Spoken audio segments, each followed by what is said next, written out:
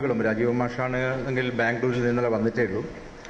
മാഷയ്ക്ക് ചില ശാരീരിക അസ്വസ്ഥതകളുണ്ട്. അത് കൂടി പരിഗണിക്കാതെയാണ് ഇങ്ങനെയൊരു കൂടിച്ചേരലിൻ്റെ പ്രസക്തി അറിഞ്ഞുകൊണ്ട് ശാരദക്കുട്ടി ടീച്ചർക്കും അതേപോലെ തന്നെ ശബ്ദത്തിൻ്റെതായ പ്രശ്നമുണ്ട്. അത്തരം പ്രശ്നങ്ങളില്ലാത്തത് ദിലീപ് രാജിനും ജോർജിനുമാണ്.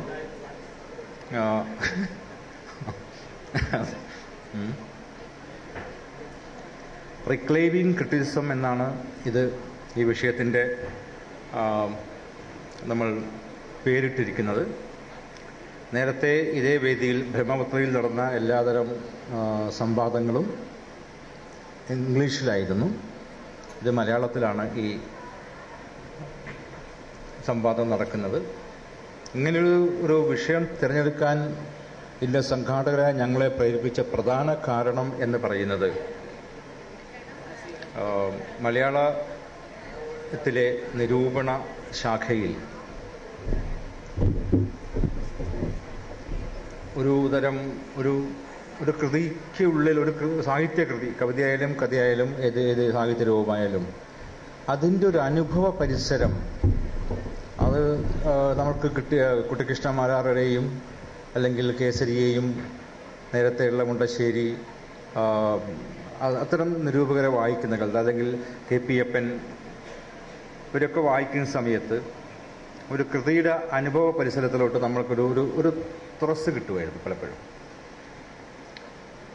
അതിപ്പോൾ ഉണ്ടാവുന്നില്ല എന്നുള്ള ഒരു വലിയ പരാതി എഴുത്തുകാർക്കിടയിൽ ഉണ്ടാവുന്നുണ്ട്. ആരും ഞങ്ങളെ കൃതികളെ പഠിക്കുന്നില്ല, വേണ്ടത്ര പഠനം വരുന്നില്ല, നിരൂപകർ ഞങ്ങളെ അവഗണിക്കുന്നു, അവരിപ്പോഴും പഴയ എഴുത്തുകാരെ പറ്റി മാത്രം എഴുതിക്കൊണ്ടിരിക്കുന്ന രീതിയിലൊരു പരാതി പലപ്പോഴും എഴുത്തുകാരായ സുഹൃത്തുക്കൾ പറഞ്ഞു കേൾക്കാറുണ്ട്.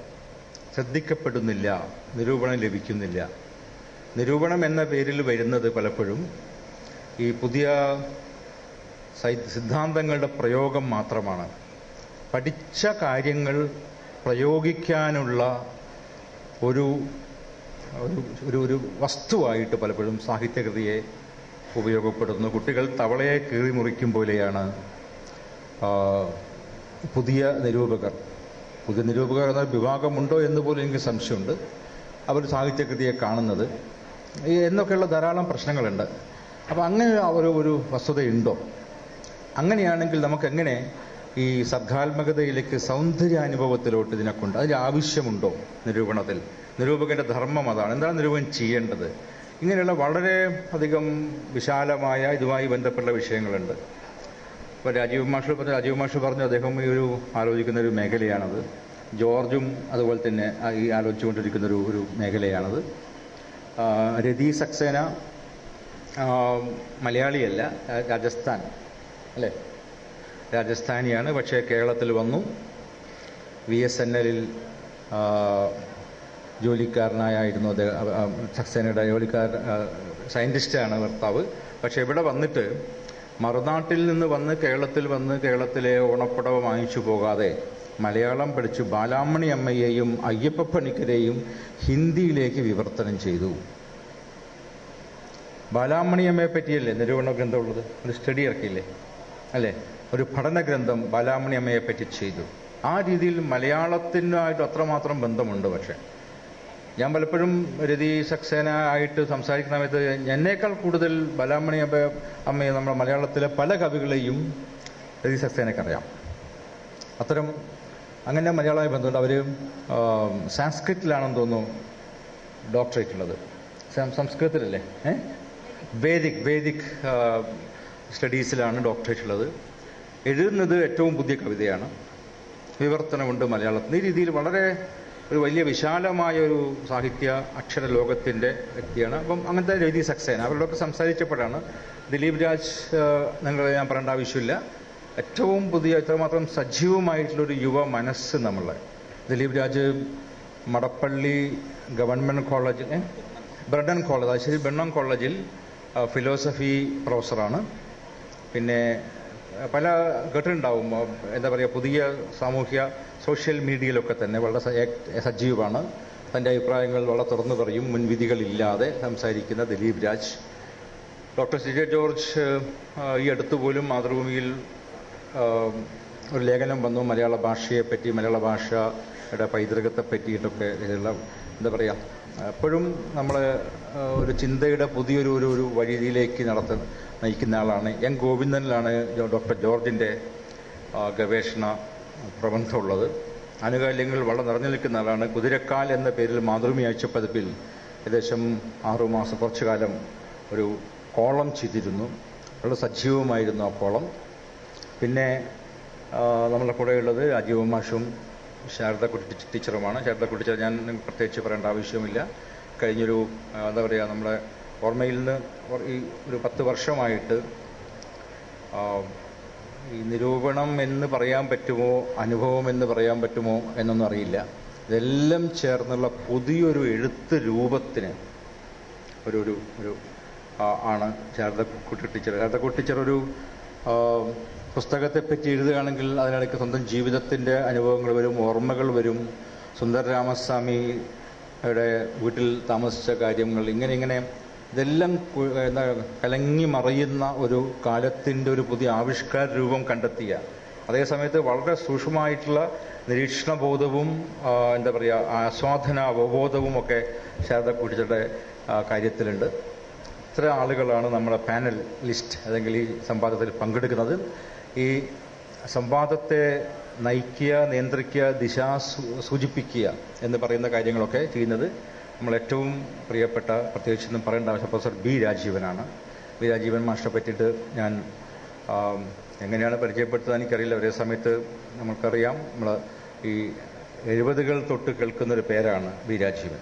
ശങ്കരപ്പിള്ള, സച്ചിദാനന്ദൻ, ബി രാജീവൻ, ഈ പേരുകൾ അത് പലതുമായി ബന്ധപ്പെട്ട് അദ്ദേഹത്തിൻ്റെ പൊളിറ്റിക്കൽ രാഷ്ട്രീയ ഇടപെടലുകൾ, സൈദ്ധാന്തിക ഇടപെടലുകൾ, സമീപകാലത്ത് വന്നിട്ടുള്ള അദ്ദേഹത്തിൻ്റെ വളരെ ഗഹനമായ പഠനങ്ങൾ, ഇതിൻ്റെ ഒക്കെ പേരിൽ തന്നെ ഒരുപക്ഷെ മലയാളത്തിൽ നമുക്കിന്ന് ആഴത്തിൻ്റെയും പരപ്പിൻ്റെയും നിലപാടിൻ്റെ ചരിത്രപരമായിട്ടുള്ള ഉറപ്പിൻ്റെയും പേരിൽ ഇതാ ഒരു മലയാള ചിന്തകൻ, എഴുത്തുകാരൻ എന്ന് കാണിക്കാനുണ്ടെങ്കിൽ അത് രാജീവ് മാഷാണ്.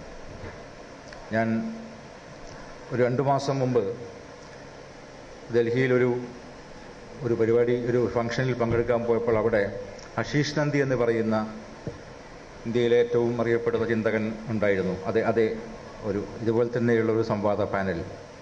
അദ്ദേഹം ഞാനാണ് ബി രാജീവൻ എന്ന് തെറ്റിദ്ധരിച്ചുകൊണ്ട് അദ്ദേഹം എഴുതിയ ചില ലേഖനങ്ങൾ വെച്ച് എന്നോട് സംസാരിക്കും. ഞാൻ പറഞ്ഞു ഞാൻ ബി രാജീവനല്ല, അദ്ദേഹം അങ്ങനെ ഒന്നും ആവാൻ എനിക്ക് കഴിയില്ല.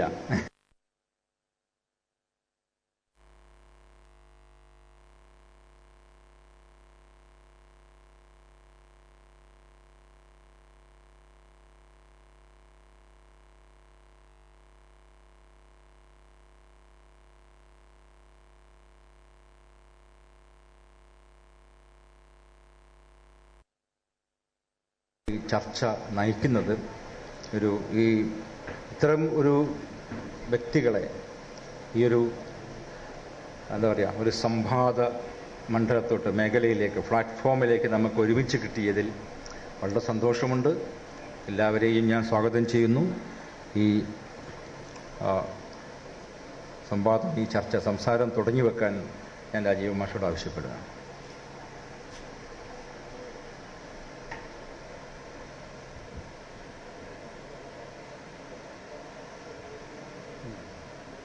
ഈ വേദിയിലും സദസ്സിലും സന്നിഹിതരായിരിക്കുന്ന പ്രിയ സുഹൃത്തുക്കളെ, എന്നോട് ടി പി രാജീവൻ എന്നെപ്പറ്റി ഇപ്പോൾ വളരെ പറഞ്ഞു കാര്യങ്ങൾ. എന്നെ ഈ പരിപാടിയിലേക്ക് ക്ഷണിച്ചുകൊണ്ട് അദ്ദേഹം പറഞ്ഞത് വന്നാൽ മതി എന്നാണ്. ഇതിൽ സംഭാഷണമൊന്നും നടത്തിയില്ലെങ്കിലും ഇവിടെ ഒന്ന് സാന്നിധ്യം ഉണ്ടായാൽ മാത്രം മതി. ഞാൻ ആ ഒരു പ്രതീക്ഷയിലാണ് വന്നത്. ഇവിടെ വന്ന് വലിയ ഒരു പ്രസംഗം നടത്തണം എന്ന രീതിയിൽ ഞാൻ അതിനെപ്പറ്റി ആലോചിച്ചിട്ട് തന്നെയില്ല. ഇപ്പോൾ സ്വാഗത പ്രസംഗത്തിൽ അദ്ദേഹം മലയാള സാഹിത്യ വിമർശനം നേരിടുന്ന പ്രതിസന്ധി എന്താണ് എന്നുള്ളതിനെക്കുറിച്ച് അദ്ദേഹം വളരെ സംക്ഷിപ്തമായി സൂചിപ്പിക്കുകയുണ്ടായി. അതുകൊണ്ട് തുടക്കമെന്ന നിലയിൽ ഞാൻ അതിനെക്കുറിച്ച് തന്നെ ചില കാര്യങ്ങൾ പറയാനാണ് ആഗ്രഹിക്കുന്നത്. രാജീവൻ പറഞ്ഞത് ശരിയാണ്. മുണ്ടശ്ശേരിയുടെയോ കുട്ടിക്കൃഷ്ണമാരാരുടെയോ കേസരിയുടെയോ ഒക്കെ കാലത്തെ പോലെ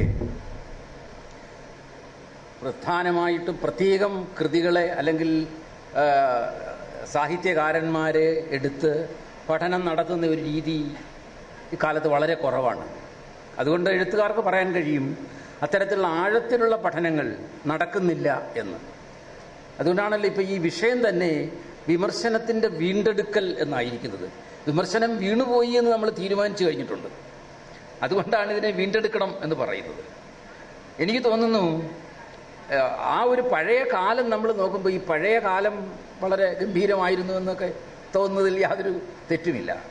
പക്ഷേ ആ പഴയ രീതിയിലുള്ള വിമർശനത്തിന് അതിപ്പോൾ ഒരു പുസ്തക ഗ്രന്ഥത്തെക്കുറിച്ചായാലും ഒരു ഗ്രന്ഥകാരനെക്കുറിച്ചായാലും പഴയ രീതിയിലുള്ള വിമർശനങ്ങൾക്ക് ഇന്ന് പ്രസക്തിയില്ല എന്നൊരു വശവും ഉണ്ട്. കാരണം ഇന്ന് സാഹിത്യ വിമർശനം സാഹിത്യത്തിൽ ഏതെങ്കിലും ഒരു കൃതിയിലോ കർത്താവിലോ മാത്രം ഒതുങ്ങി നിൽക്കാൻ കഴിയാത്ത വിധത്തിൽ ലോകം മാറിപ്പോയിട്ടുണ്ട്.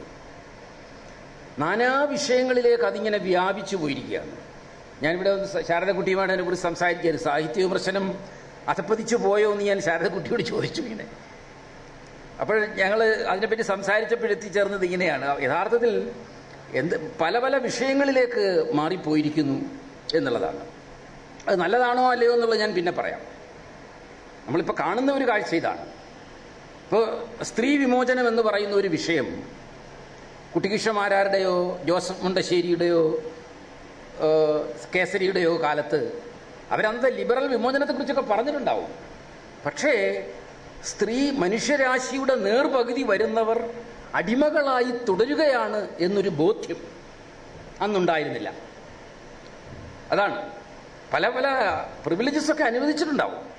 പക്ഷെ യഥാർത്ഥത്തിൽ ഈ ഒരു ലൈംഗിക അടിമ ആണ് സ്ത്രീ ഇന്ന് സമൂഹത്തിൽ എന്ന തിരിച്ചറിവ്.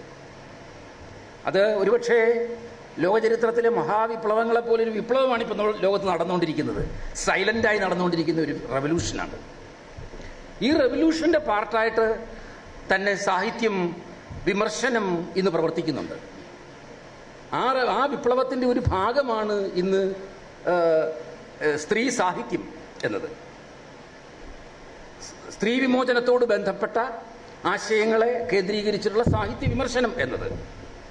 അതുപോലെ അവശ വിഭാഗങ്ങളുടെ, ദളിത് വിഭാഗങ്ങളുടെ, പഴയ കാലത്ത് ഹരിജനങ്ങൾ എന്ന നല്ല പേരിലൊക്കെ നിലനിന്നിരുന്നുവെങ്കിൽ പോലും യഥാർത്ഥത്തിൽ അവരുടെ ജീവിത യാഥാർത്ഥ്യം എന്താണെന്ന് തിരിച്ചറിയപ്പെടുന്നത് വളരെ പിന്നീടാണ്. അതിൻ്റെ സ്ഥിതി, അധികാരവുമായിട്ട് അവർക്കുള്ള ബന്ധം എന്താണ് എന്ന് തിരിച്ചറിയുന്നത്. ഇതിൽ നിന്നാണ് നിരവധി ദളിത് വിമോചന പ്രസ്ഥാനങ്ങൾ ഉണ്ടാവുന്നത്. അങ്ങനെ ദളിത് സാഹിത്യവും ദളിത് സാഹിത്യ വിമർശനവും ഉണ്ടാവുന്നു. ഈ വിധത്തിൽ സമൂഹ ജീവിതത്തിൽ ഞാൻ 2 ഉദാഹരണങ്ങൾ പറഞ്ഞതേ ഉള്ളൂ. ഇനി നിരവധി ഉദാഹരണങ്ങൾ പറയാനുണ്ട്. അതുപോലെ ഇനി നമ്മുടെ ജീവിതത്തിൻ്റെ വിവിധ മേഖലകളിലേക്ക് സാഹിത്യ വിമർശനം കടന്നു വന്നിരിക്കുകയാണ്. ഇപ്പം സാഹിത്യ വിമർശനം പഴയ കാലത്ത് സാഹിത്യ വിമർശനം ഏറ്റെടുത്തിരുന്നതിനേക്കാൾ കൂടുതൽ കടമകൾ ഏറ്റെടുക്കാൻ ഇന്ന് സാഹിത്യ വിമർശനം ബാധ്യസ്ഥമാണ് എന്നർത്ഥം. അതാണ് സാഹിത്യ വിമർശകർ ഇന്ന് ചെയ്തുകൊണ്ടിരിക്കുന്നതും. അപ്പോൾ സ്വാഭാവികമാണ് എഴുത്തുകാരെ സംബന്ധിച്ച് ഇത് ഞങ്ങളുടെ ഒരു കൃതിയെക്കുറിച്ച് പ്രത്യേക പഠനം നടത്തുന്നില്ലല്ലോ, അല്ലെങ്കിൽ ഞങ്ങളുടെ ഒരു പ്രത്യേക കവിയെയോ ഗ്രന്ഥകാരനെയോ കുറിച്ചൊരു ഗ്രന്ഥം എഴുതുന്നില്ലല്ലോ എന്നൊക്കെ പറയാം. പക്ഷെ അതല്ല, നമ്മൾ സാഹിത്യ വിമർശനം പരിശോധിച്ച് നോക്കിയാൽ കാണാവുന്ന ഇതാണ്. അത് സാഹിത്യ വിമർശനം പഴയ കാലത്ത് നിന്ന് പുതിയ കാലത്തിലേക്ക് മാറിയിരിക്കുന്നു. പുതിയ ധർമ്മങ്ങൾ അത് ഏറ്റെടുത്തിരിക്കുന്നു എന്നാണ്. അത് ഏറ്റെടുത്തിട്ടുണ്ട്, ഇതാണ് വസ്തുത. പക്ഷെ ഇതുകൊണ്ട് നമ്മൾ തൃപ്തരാണോ? ഒരു സാഹിത്യ വിമർശകൻ അല്ലെങ്കിൽ സാഹിത്യ വിമർശകനാകാൻ ശ്രമിക്കുന്ന ഒരാളെന്ന നിലയിൽ ഞാനതിൽ തൃപ്തനല്ല. പലരും സാഹിത്യത്തെക്കുറിച്ച്, സാഹിത്യ കലയെക്കുറിച്ച് ഗൗരവമായി ചിന്തിക്കുന്ന ആരും അത്തരത്തിൽ ഇങ്ങനെ പുതിയ കാലത്തിൻ്റെ പ്രശ്നങ്ങളിലേക്ക് സാഹിത്യ വിമർശനം കടന്നുപോയി എന്നുള്ളതുകൊണ്ട് മാത്രം തൃപ്തരാവുന്നവരല്ല. സ്ത്രീ വിമോചനവുമായിട്ട് ബന്ധപ്പെട്ടോ ദളിത് സാഹിത്യവുമായി ബന്ധപ്പെട്ടോ വിമർശനം വരുന്നു എന്നുള്ളത് കൊണ്ട് മാത്രം വിമർശനം അതിൻ്റെ ധർമ്മം പൂർത്തീകരിക്കുന്നു എന്ന് ഞാൻ കരുതുന്നില്ല. അത് വിമർശനത്തെ സംബന്ധിക്കുന്ന പ്രശ്നം ഇങ്ങനെ ജീവിതത്തിലേക്ക് അത് വ്യാപിക്കുന്നു എങ്കിൽ പോലും വിമർശനം ഇന്നും അതിൻ്റെ മെത്തഡോളജിയിൽ, അതിൻ്റെ പ്രവർത്തന രീതിയിൽ ഇന്നും പഴയതാണ്. അവിടെയാണ് ഈ സാഹിത്യ വിമർശനം നേരിടുന്ന ഒരു പ്രതിസന്ധിയായിട്ട് ഞാൻ കാണുന്നത് അതിനെയാണ്. പഴയ കാലത്ത് പ്രത്യേകിച്ചും നമുക്ക് ഈ വിമർശനം എന്ന് പറയുന്ന ആ ഒരു സങ്കല്പം തന്നെ പാശ്ചാത്യ ആധുനികതയിൽ നിന്ന് വന്നതാണ്. അത് ലോകത്തെ ഇങ്ങനെ വസ്തുനിഷ്ഠ ലോകവും ആത്മനിഷ്ഠ ലോകവും എന്ന് രണ്ടായിട്ട് തിരിച്ചു നിർത്തി. സാഹിത്യകാരൻ്റെ ആത്മനിഷ്ഠമായിട്ടുള്ള പ്രതിഫലനമാണ് സാഹിത്യം, കല എന്തൊക്കെ എന്നുള്ള രീതിയിലൊക്കെ ആ പാശ്ചാത്യ ആധുനികതയുടെ പല പല വൈരുദ്ധ്യങ്ങളും പരിഹരിക്കാനാവാത്ത പല വിരുദ്ധതകളും സാഹിത്യ വിമർശനത്തെയും ബാധിച്ചിരുന്നു എന്നുള്ളതാണ്. അതുകൊണ്ടാണ് ഒരു സാഹിത്യകൃതി ഒരു വിമർശകൻ എടുക്കുമ്പോൾ, ഇതിപ്പോൾ എന്താണ് മനഃശാസ്ത്ര വിമർശനം, അപ്പോൾ എഴുത്തുകാരൻ എന്ന് പറയുന്ന വ്യക്തിയുടെ മനഃശാസ്ത്രത്തെ ആസ്പദമാക്കി ആ മനഃശാസ്ത്ര രഹസ്യങ്ങളുടെ ഒരു വെളിപ്പെടുത്തലാണ് ഈ കൃതി എന്ന നിലയിൽ. കൃതിയുണ്ട് അയാളുടെ മാനസിക ജീവിതത്തെ ഉദാഹരിക്കുന്ന ഒരു രീതിയാണ്. അവിടെ സെക്കൻഡറി ആവുകയാണ് സാഹിത്യം. വാസ്തവത്തിൽ എഴുത്തുകാരനാണ് പ്രധാനമാകുക, അയാളുടെ മനസ്സ്. ഇതൊക്കെ ഒരു സങ്കല്പങ്ങളാണ്. അതല്ലെങ്കിൽ സാഹിത്യം സമൂഹത്തിൻ്റെ പ്രതിഫലനമാണ് എന്ന രീതിയിൽ എങ്ങനെ സമൂഹത്തെ ഇത് പ്രതിഫലിപ്പിക്കുന്നു, അങ്ങനെ സമൂഹത്തിൻ്റെ യാഥാർത്ഥ്യത്തിന് പ്രാധാന്യം കൊടുത്തുകൊണ്ട് ഈ എഴുത്തുകാരൻ്റെ അനുഭൂതിയെ ഒരു പ്രതിഫലന വസ്തുവായി മാത്രം മാറ്റുന്ന സമീപനം, ഇതിലൊക്കെയും ഇങ്ങനെ നമ്മൾ അതാണല്ലോ പറയുന്നത്, ഈ സാഹിത്യ വിമർശന സമീപനങ്ങൾ എന്ന് പറയാറുണ്ടല്ലോ.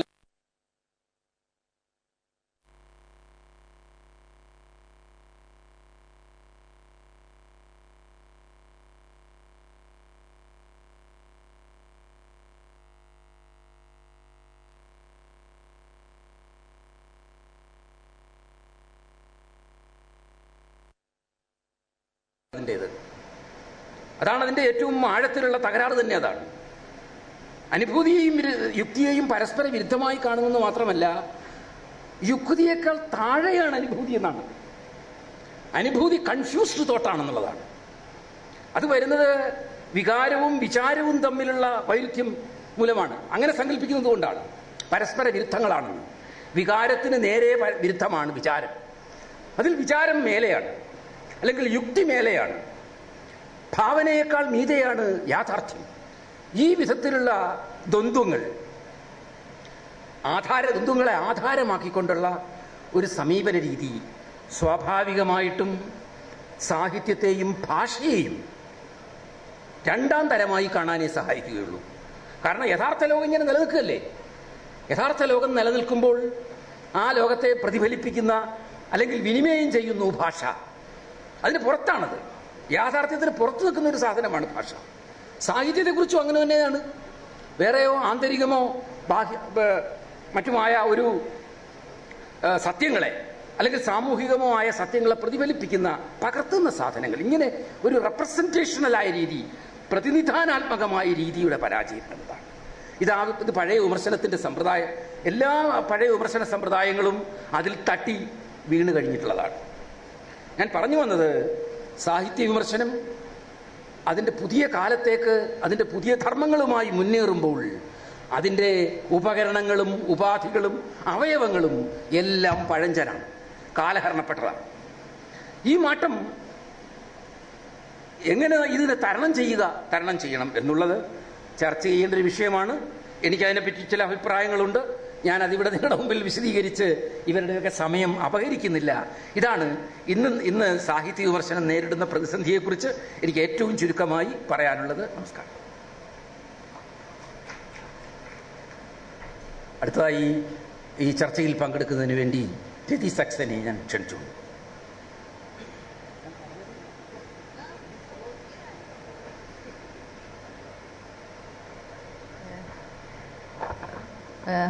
First of all I thank to TP Rajeevan. ഞാനെന്നെ രാജീവനെ നന്ദി പറയാം. കാരണം ഫസ്റ്റ് ടൈമിനാണ് ഈ മലയാളം പാനലിലാണ് സ്ഥാനം കൊടുത്തു.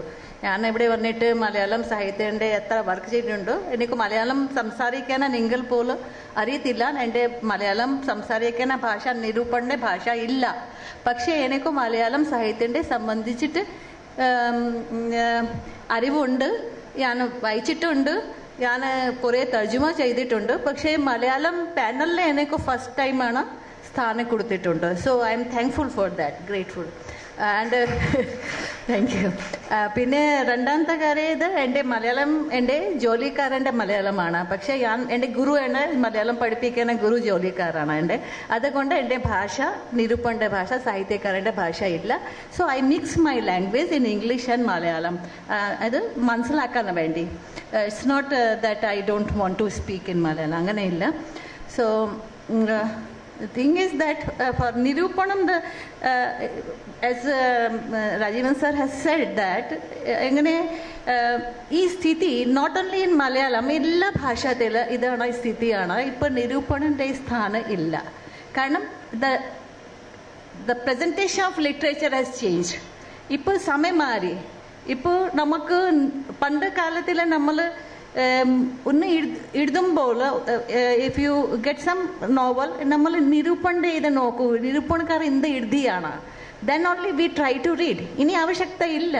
ഇത്ര ബിസിനസ്സിൻ്റെ ഇതുണ്ട്, അറിവ് ഇത് സ്ട്രീംസ് ഉണ്ട്. നമുക്ക് നെറ്റിൽ വിടാം, നമുക്ക് ഫേസ്ബുക്കിൽ ഇടാം, നമുക്ക് ട്വിറ്ററിൽ നമുക്ക് page we can make A page, അങ്ങനെ ഒരുപാടുണ്ട്. നമുക്ക് ആക്ച്വലി നമുക്ക് ബുക്സ് എല്ലാം ആവശ്യകത ഇല്ല, ഓൺ സെയിൽ. സോ ഈ publicity now actually for English novels എന്താണ് നമ്മൾ നോക്കുന്നതാണ്, first English novel publish, then only the critic write about them. ആ സ്ഥിതി ആയിപ്പോയി. ഈ സ്ഥിതി മലയാളത്തിൽ മാത്രമില്ല, ഹിന്ദിയിൽ തന്നെയുണ്ട്.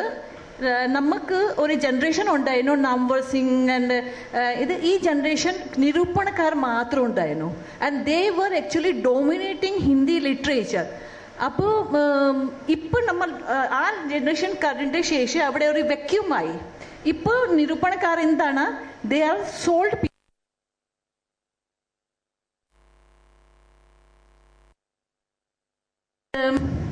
They can do your the nirupana അല്ലെങ്കിൽ critic only when you have something to give to them. അങ്ങനെ സ്ഥിതി ഹിന്ദിയിലെ ആയിപ്പോയി.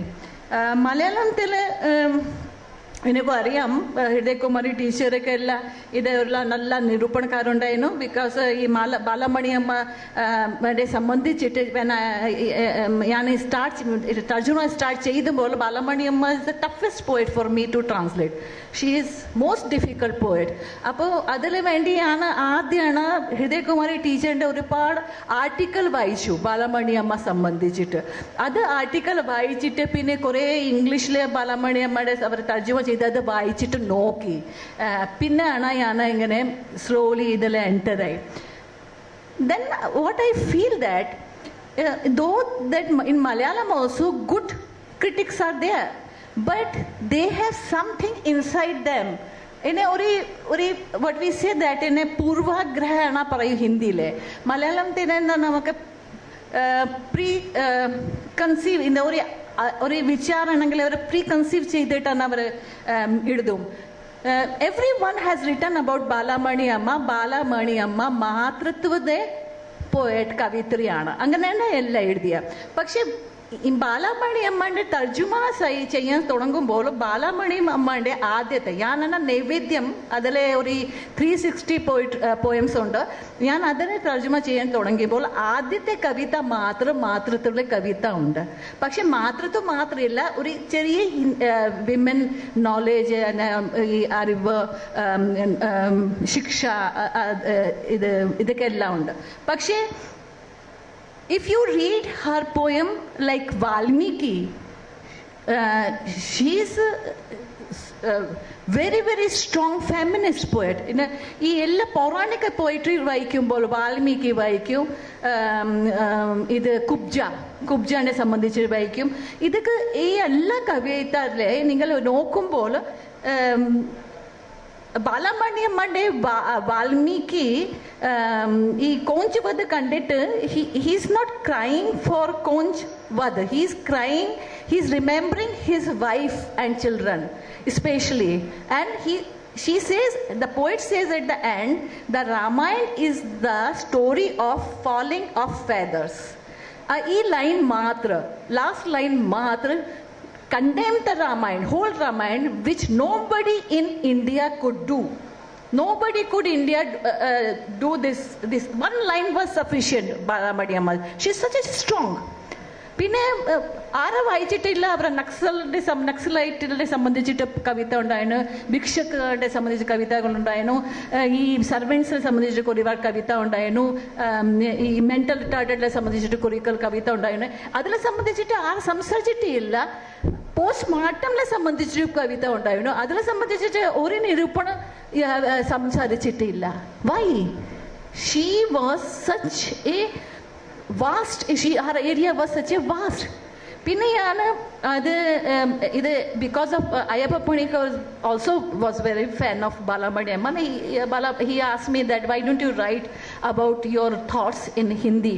അപ്പോൾ ഞാൻ ഒരു നിരൂപണം പോലെ ബാലാമണി അമ്മക്ക് കാവ്യകല और വികാസ് അങ്ങനെ ഹിന്ദിയിൽ എഴുതി സാഹിത്യ അക്കാദമി ഇത് പബ്ലിഷ് ചെയ്ത്. നോട്ട് ബിക്കോസ് ഓഫ് മീ, ഇത് because of Ayyappa Panicker only.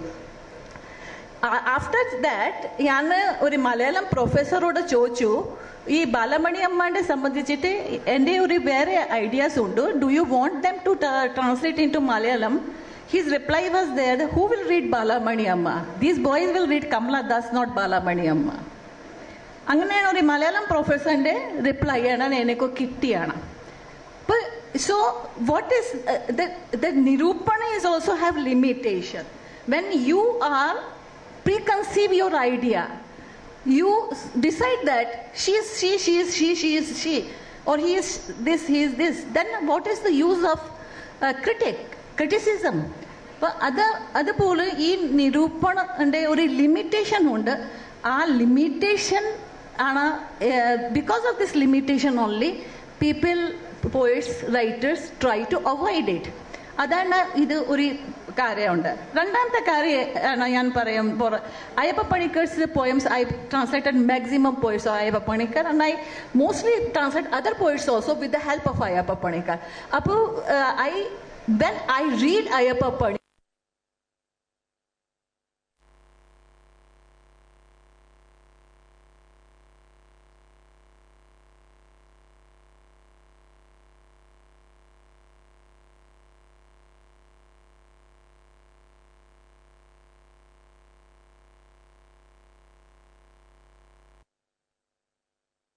he is guru for me also, but for me first he is a poet. He is a poet. I am looking at in a different eye. I am from outside, I am looking at him. So I can be more honest than you. When I am talking about his poetry, I am talking about his personality or literary personality. So I will be more honest compared to you. So these are the problems with the criticism which are actually sometimes irritating, and but still I feel that criticism is very strong stream. പക്ഷേ ഹിന്ദിയിൽ ഇപ്പോൾ എന്താ തുടങ്ങിയാണ്, കാരണം if you cannot write poetry, if you cannot write a story, be critic. And critic means you just take something like a film criticism, write something and get published. But our senior generation, like in Hriday Kumari madam and I know, or Rajivan sir and all these, this type critics are always welcome. But and in Hindi also Namwar Singh were there. But we are not finding this type critic in modern generation. And so I am also getting in a older generation. I am not in a modern generation. So I feel that my young generation will not accept such critics who are not honest. So in that case, this question is there, whether we need or we don't need. We need, yes, but we need up to a limit, and we need a super quality of critics. Thank you.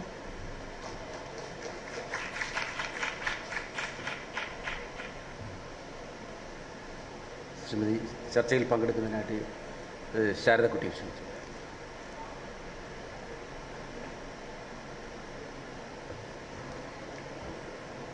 ആദ്യം ഇങ്ങനൊരു സദസ്സിലേക്ക് ക്ഷണിച്ചതിന് ഇതിൻ്റെ ഭാരവാഹികളോട് നന്ദി പറയുന്നു. ഒരുപാട് കാണാൻ ആഗ്രഹിച്ചിരുന്ന എഴുത്തുകാരെയൊക്കെ നേരിട്ട് കാണാൻ കഴിഞ്ഞതിൻ്റെ സന്തോഷം. രാജീവൻ സാറിനും ടി.പി. രാജീവനും മക്കൾക്കും എല്ലാം അതിൻ്റെ നന്ദി പറയുന്നു. ഞാൻ വിശ്വസിക്കുന്നത് നിരൂപണത്തെ സംബന്ധിച്ചായാലും ക്രിറ്റിസിസത്തെ സംബന്ധിച്ചായാലും റൂമിയുടെ ഒരു ചൊല്ലുണ്ട്, നമ്മൾ ആഹ്ലാദത്തോടെ അല്ല ആത്മാവിൽ നിന്ന് ഒരു കാര്യം ചെയ്യുകയാണെങ്കിൽ അപ്പോൾ നിങ്ങളുടെ ഉള്ളിൽ നിന്നൊരു നദി പുറത്തേക്ക് ഒഴുകി വരും, അതൊരു ആഹ്ലാദത്തിൻ്റെ നദിയായിരിക്കും എന്ന് പറയാറുണ്ട്. അപ്പം ആത്മാവിൽ നിന്ന് ചിന്തിക്കുകയും ആത്മാവിൽ നിന്ന് വായിക്കുകയും കാര്യങ്ങളെ കാണുകയും ഒക്കെ ചെയ്യുന്ന ഒരു രീതി, അത് അപ്പോൾ പോലും നിരൂപണത്തിൻ്റെ കൃത്യമായ നിരൂപണത്തിൻ്റെ സൈദ്ധാന്തിക പക്ഷത്തെക്കുറിച്ചും അതിൻ്റെ രാഷ്ട്രീയ പശ്ചാത്തലത്തെക്കുറിച്ചും അതിൻ്റെ ചരിത്രപരമായ അംശങ്ങളെക്കുറിച്ചും ഒക്കെ ബോധം സൂക്ഷിച്ചുകൊണ്ട് തന്നെ ഈ ഒരു വൈകാരിക അംശം, നിരൂപണത്തിൽ നിന്ന് എപ്പോഴോ നഷ്ടപ്പെട്ടു പോയ ഒരു വൈകാരിക അംശത്തെക്കുറിച്ച് ഞാൻ വല്ലാതെ ഉത്കണ്ഠപ്പെടുന്നുണ്ട്.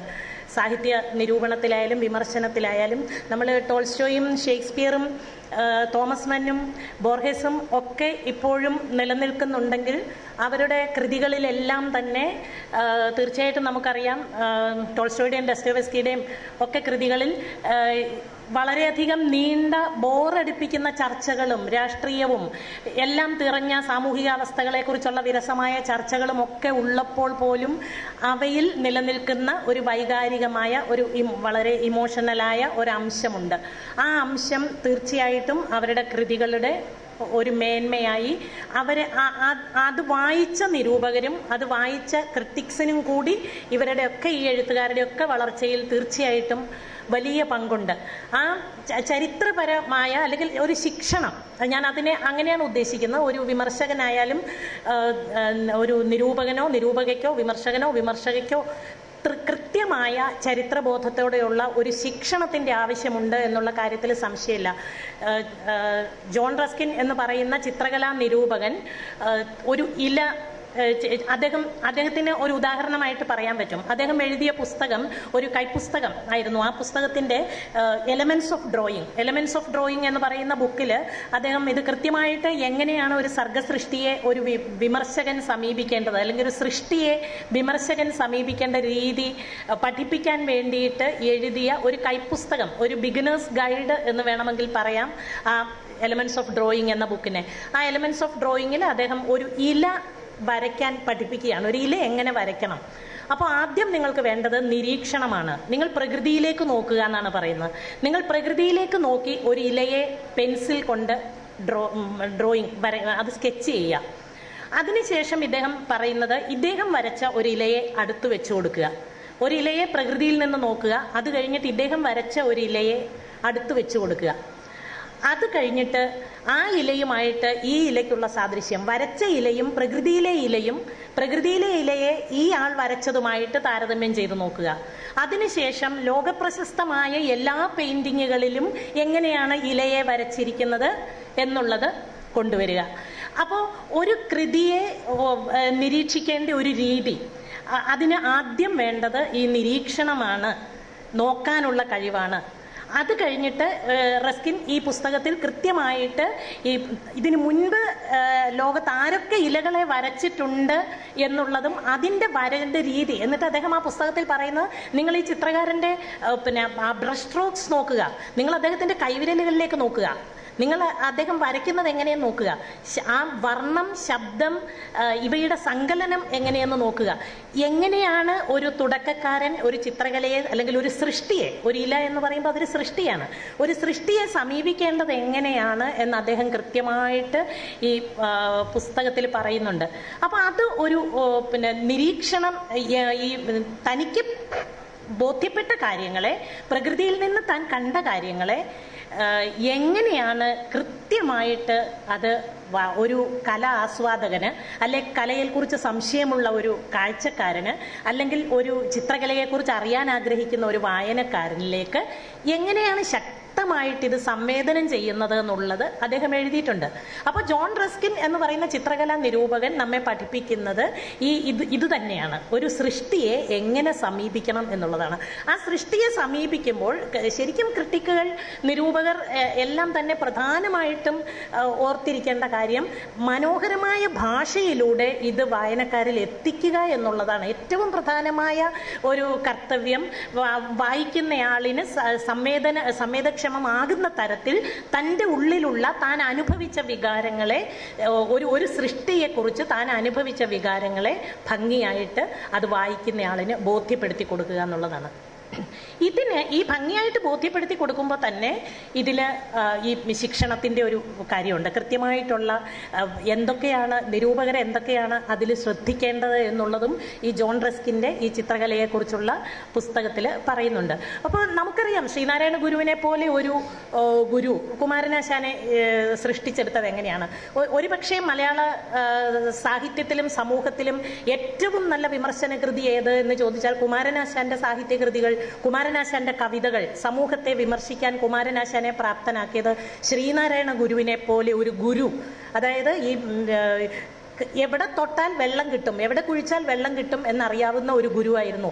അത്രയും കുമാരനാശാനെ കണ്ടെടുത്ത ആ ശ്രീനാരായണ ഗുരു, കുമാരനാശാനെ കണ്ടെടുക്കുമ്പോൾ ശ്രീനാരായണ ഗുരു ചെയ്തത് ഈ ഒരു സൃഷ്ടിയെ എങ്ങനെ കണ്ടെടുക്കുന്നു എന്നുള്ളതായിരുന്നു. കുമാരനാശാനെ ബാംഗ്ലൂരിലും പിന്നെ ബംഗാളിലുമൊക്കെ അയച്ച് പഠിപ്പിക്കുമ്പോഴും ശ്രീനാരായണ ഗുരു ചെയ്തത് ഈ സൃഷ്ടിയെ നിരീക്ഷിക്കാൻ കഴിവുള്ള ഒരാളിന് വേണ്ട ശിക്ഷണം എങ്ങനെ കൊടുക്കണം എന്നുള്ളതായിരുന്നു.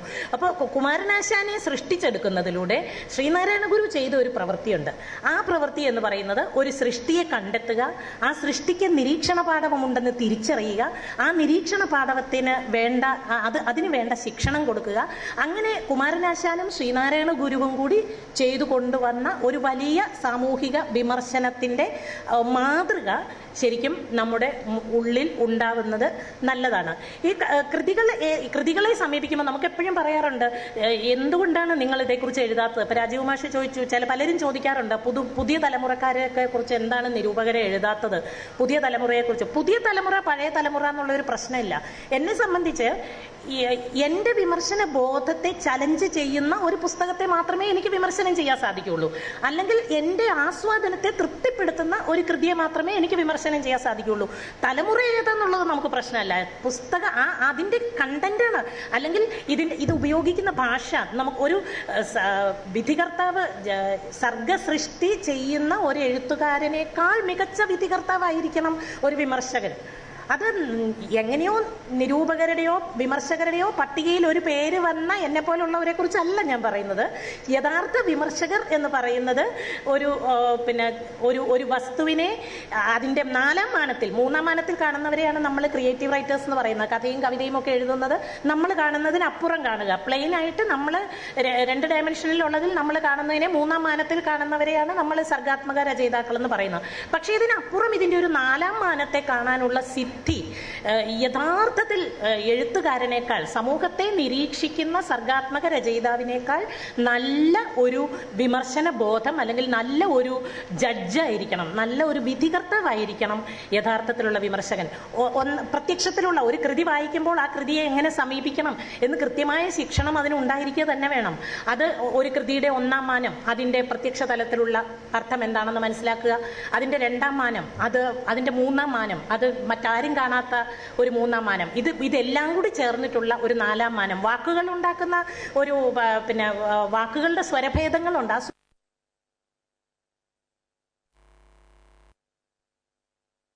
അത് തീർച്ചയായിട്ടും ക്രിട്ടിക്കുകൾക്ക് ഉണ്ടായിരിക്കേണ്ടതാണ്. പുസ്തകത്തെ വായിക്കുന്നത് നിരൂപണം എഴുതാൻ വേണ്ടി ആയിരിക്കരുത്, പുസ്തകത്തെ വായിക്കുന്നത് ജീവിക്കാൻ വേണ്ടി ആയിരിക്കണം എന്നുള്ള ഒരു പക്ഷമാണ് എനിക്കുള്ളത്. ജീവിക്കാൻ വേണ്ടി പുസ്തകത്തെ വായിക്കുക. ഇപ്പം നമ്മളോട് പലരും നിരൂപണം എഴുതിത്താന്ന് പറയും. നമുക്ക് അങ്ങനെ നിരൂപണം എഴുതാൻ സാധിക്കില്ല. ഒരു പുസ്തകത്തെയും ഉള്ളിൽ തൊടാത്ത ഒരു പുസ്തകത്തെക്കുറിച്ചും ഒരു വരി പോലും എഴുതാൻ നമുക്ക് സാധിക്കില്ല. അത് പരിമിതിയായിരിക്കാം. എന്തിനെക്കുറിച്ചും ഒരു നിരൂപകൻ അല്ലെങ്കിൽ ഒരു വിമർശകൻ അല്ലെങ്കിൽ നിരൂപക അല്ലെങ്കിൽ വിമർശകൻ ചെയ്യേണ്ടത് ഇത് പുസ്തകം നല്ലതോ ചീത്തയോ എന്ന് എഴുതുകയല്ല. തീർച്ചയായിട്ടും വായനക്കാരന്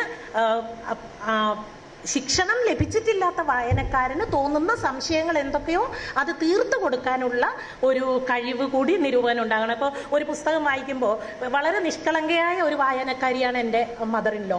80 വയസ്സ് കഴിഞ്ഞു. ഏറ്റവും പുതിയ പുസ്തകങ്ങൾ വരെ വായിച്ചിട്ടുണ്ട്. അമ്മയെ ചില പുസ്തകങ്ങൾ ഇളക്കുന്നുണ്ടെന്ന് അമ്മ പറയാറുണ്ട്. അപ്പം അമ്മയെ ആ പുസ്തകങ്ങൾ എന്തുകൊണ്ട് ഇളക്കുന്നു എന്ന് കണ്ടെത്തേണ്ടത് ഒരു നിരൂപകന്റെ ജോലിയാണ്. ഒരു വായനക്കാരനെ എന്തുകൊണ്ട്, അല്ലെങ്കിൽ ഒരു വായനക്കാരിയെ എന്തുകൊണ്ട് ഒരു പുസ്തകം ഇളക്കുന്നു, അല്ലെങ്കിൽ ഒരു കഥാപാത്രം എന്താണ്, അല്ലെങ്കിൽ ഈ റിയലിസത്തിനകത്ത് എത്രത്തോളം യാഥാർത്ഥ്യമുണ്ട്, അല്ലെങ്കിൽ വാക്കുകൾ എന്താണ്, അല്ലെങ്കിൽ കഥാപാത്രത്തിന്റെ ബോധതലം എന്താണ്, അതിന്റെ അബോധതലം എന്താണ്, ഒരു കഥാപാത്രം ഉപയോഗിക്കുന്ന ഭാഷയുടെ അടരുകൾ ഏതൊക്കെയാണ്, ഇതൊന്നും ഒരു സാധാരണ വായനക്കാർക്ക് അറിയില്ല. അപ്പോൾ നിരൂപകന്റെ ഉത്തരവാദിത്വം വളരെ വലുതാണ്. അത് ഈ സാധാരണ വായനക്കാർക്ക് കൂടി മനസ്സിലാകുന്ന തരത്തിലേക്ക് ഈ പുസ്തകത്തെ വായിക്കാൻ പ്രേരിപ്പിക്കുക, പുസ്തകത്തിലേക്ക് അടുപ്പിക്കുക. അതിന് പുസ്തകത്തോട്, അക്ഷരങ്ങളോട് ആർത്തി ഉണ്ടാവുക, ഭാഷയോട് ഒടുങ്ങാത്ത ഭ്രമം ഉണ്ടാവുക. ഇതൊക്കെ ഇല്ലാതെ ഒരു തരം എഴുത്തും, കാര്യങ്ങളെ നിരീക്ഷിക്കാനുള്ള കഴിവ്, അതിനെ മാനിപ്പുലേറ്റ് ചെയ്യാനുള്ള കഴിവ്, അവനവനെ തന്നെ മാനിപ്പുലേറ്റ് ചെയ്യാനുള്ള കഴിവ്, എന്നിട്ട് ഇതെല്ലാം കഴിഞ്ഞിട്ട് ഇതിനെ ഡീകൺസ്ട്രക്ട് ചെയ്യാനുള്ള കഴിവ്, ഈ വായിച്ച സാധനത്തിനെ മറ്റൊന്നാക്കി വായിക്കാനുള്ള കഴിവ്, ഇങ്ങനെ ഒരുപാട് കഴിവുകൾ. അപ്പോൾ ശരിക്കും പറഞ്ഞാൽ ഒരു സർഗസ്രഷ്ടാവ് എന്ന് നമ്മൾ പറയുന്ന നോവലിസ്റ്റിനെയോ ചെറുകഥാകൃത്തിനെയേക്കാൾ എത്രയോ ഇരട്ടി ശിക്ഷണവും, എത്രയോ ഇരട്ടി അനുഭൂതിയുടെ ലോകവും, പിന്നെ പാരായണത്തിന്റെ ഒരു പാരമ്പര്യവും ചരിത്രബോധവും, തനിക്ക് മുമ്പ് എഴുതിയിട്ടുള്ളവർ ആരൊക്കെയാണ്, അവരെന്തൊക്കെ എഴുതിയിട്ടുണ്ട്, അവരെങ്ങനെയൊക്കെയാണ് എഴുതിയത്, ഇങ്ങനത്തെ എല്ലാ ബോധങ്ങളും ഒരു സർഗാത്മക തലത്തിലേക്ക് കൂടിച്ചേരുമ്പോൾ മാത്രമേ നല്ല നിരൂപണം ഉണ്ടാവുള്ളൂ. ഇപ്പോൾ പിന്നെ പി കെ ബാലകൃഷ്ണൻ, ഞാൻ രാജീവ് മാഷോട് സംസാരിച്ചു, പി കെ ബാലകൃഷ്ണനൊക്കെ എന്തുകൊണ്ടാണ് ഇഷ്ടംപോലെ അന്നത്തെ അദ്ദേഹത്തിന്റെ കാലത്തുണ്ടായിരുന്ന സകല സാഹിത്യ രചനകളുമായിട്ടും നല്ല ബന്ധം ഉണ്ടായിരുന്ന ആള് വീണ്ടും വീണ്ടും കുമാരനാശാനെയും ചന്തുമേനോനെയും കാരൂരിനെയും കുറിച്ച് മാത്രം എഴുതിക്കൊണ്ടിരുന്നത് എന്തുകൊണ്ടായിരിക്കാം? അദ്ദേഹത്തിന്റെ വൈകാരിക തലത്തെ തൊട്ട് അതിന്റെ പരിമിതികളുമുണ്ട്, അങ്ങനെ എഴുതിക്കൊണ്ടിരുന്നതിന്റെ പരിമിതികളും ഉണ്ടായിരിക്കും. പക്ഷെ തീർച്ചയായിട്ടും ഈ ഒരു നാലാം മാനത്തിൽ കാണാനുള്ള കഴിവും, പിന്നെ എല്ലാം താൻ നിരൂപണം ചെയ്യേണ്ടതാണ്, എഴുതാൻ സാധിക്കില്ല എന്ന് പറയാനുള്ള തന്നെ വൈകാരികമായോ തൻ്റെ വിമർശ ബോധത്തെ ചലഞ്ച് ചെയ്യുകയോ ചെയ്യാത്ത ഒരു സാധനത്തെയും കുറിച്ച് എഴുതുകില്ല എന്നുള്ള ഒരു ഉത്തമ ബോധ്യം കൂടി തീർച്ചയായിട്ടും ഒരു വിമർശകൻ ഉണ്ടായിരിക്കേണ്ടതാണ്. അല്ലെങ്കിൽ ഒരു കപടമുഖമാണ്. ഇപ്പോൾ നമുക്കറിയാം, പ്രസാധകരുടെ ലോകമാണ്, പബ്ലിഷേഴ്സിന്റെ ലോകമാണ്. കഥാകൃത്തുക്കളെക്കാൾ, നോവലിസ്റ്റുകളെക്കാൾ പുസ്തകം പബ്ലിഷ് ചെയ്ത് അത് വിറ്റുപോകേണ്ടത് പബ്ലിഷേഴ്സിന്റെ ആവശ്യമാണ്. അവർ ചെയ്തോളും. ഞാനൊരു നോവൽ എഴുതുന്നുണ്ട് ഇപ്പം എന്ന് ആരെങ്കിലും, കുറച്ച് വൈകാരികമായിട്ടൊക്കെ കാര്യങ്ങളൊക്കെ ചെയ്യുന്ന ആരെങ്കിലും എന്തെങ്കിലും ഒന്ന് എഴുതുന്നുണ്ടെന്ന് പറഞ്ഞാൽ വീട്ടുവാതിക്കൽ പബ്ലിഷേഴ്സ് വരുന്ന കാലമാണ്. നിങ്ങളൊന്ന് എങ്ങനെയെങ്കിലും ഒന്ന് എഴുതി തരൂ, എന്തെങ്കിലും ഒന്ന് എഴുതി തരൂ, ഞാൻ ഇപ്പൊ പബ്ലിഷ് ചെയ്യാമെന്ന് പറയുന്ന ഒരു കാലമാണ്. അപ്പൊ അവിടെ നിരൂപണം എന്ന് പറയുന്നതിന് ഈ ബ്ലർബ് മതി എന്നാണ് ഇപ്പൊ പറയുന്നത്. നിങ്ങൾ വലിയ നിരൂപണം ഒന്നും എഴുതി തരണ്ട, നിങ്ങളൊരു ബ്ലർബ് എഴുതി തന്നാൽ മതി. 5-6 പേരുടെ ബ്ലർബുമായിട്ടാണ് ഇപ്പൊ പുസ്തകങ്ങൾ ഇറങ്ങിക്കൊണ്ടിരിക്കുന്നത്. അപ്പൊ പുസ്തകത്തിന് വലിയ നിരൂപണം, അവതാരിക ഒന്നും വേണ്ട, അതൊന്നും ആരും വായിക്കാൻ പോകുന്നില്ല. അപ്പൊ നിങ്ങളൊരു ബ്ലർബ് തന്നാൽ മതി എന്നാണ് പറയുന്നത്. ഈ മാറിയ കാലത്തിൽ ഒരു വിമർശകന്റെ ഉത്തരവാദിത്വം ഞാൻ വിചാരിക്കുന്നത് വളരെ വലുതാണ്. അത് ആ ഉത്തരവാദിത്വം വെറും പ്രത്യയശാസ്ത്ര മുദ്രാവാക്യങ്ങളോ, അത് മതമോ രാഷ്ട്രീയമോ ചരിത്രമോ ഒക്കെ ആയിരിക്കുമ്പോൾ തന്നെ ഇതിനൊക്കെ അപ്പുറത്ത് മറ്റെന്തോ കൂടിയാണ്. അതിൻ്റെ ഒരു സർഗാത്മക തലം നിലനിർത്താൻ ഈ ഭാഷയിലൂടെ കഴിയണം, ചിന്തയിലൂടെ കഴിയണം, ശിക്ഷണത്തിലൂടെ കഴിയണം എന്ന് മാത്രമാണ് എനിക്കിപ്പോൾ ആദ്യമായിട്ട് അതേക്കുറിച്ച് പറയാനുള്ളത്.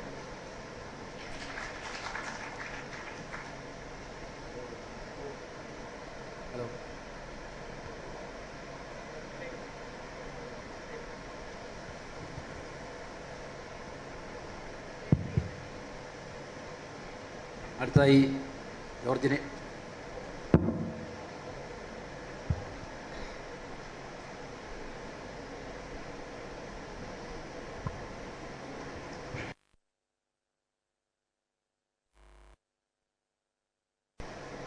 രാജീവ് മാഷ്, വേദിയിലിരിക്കുന്ന എൻ്റെ സുഹൃത്തുക്കളെ,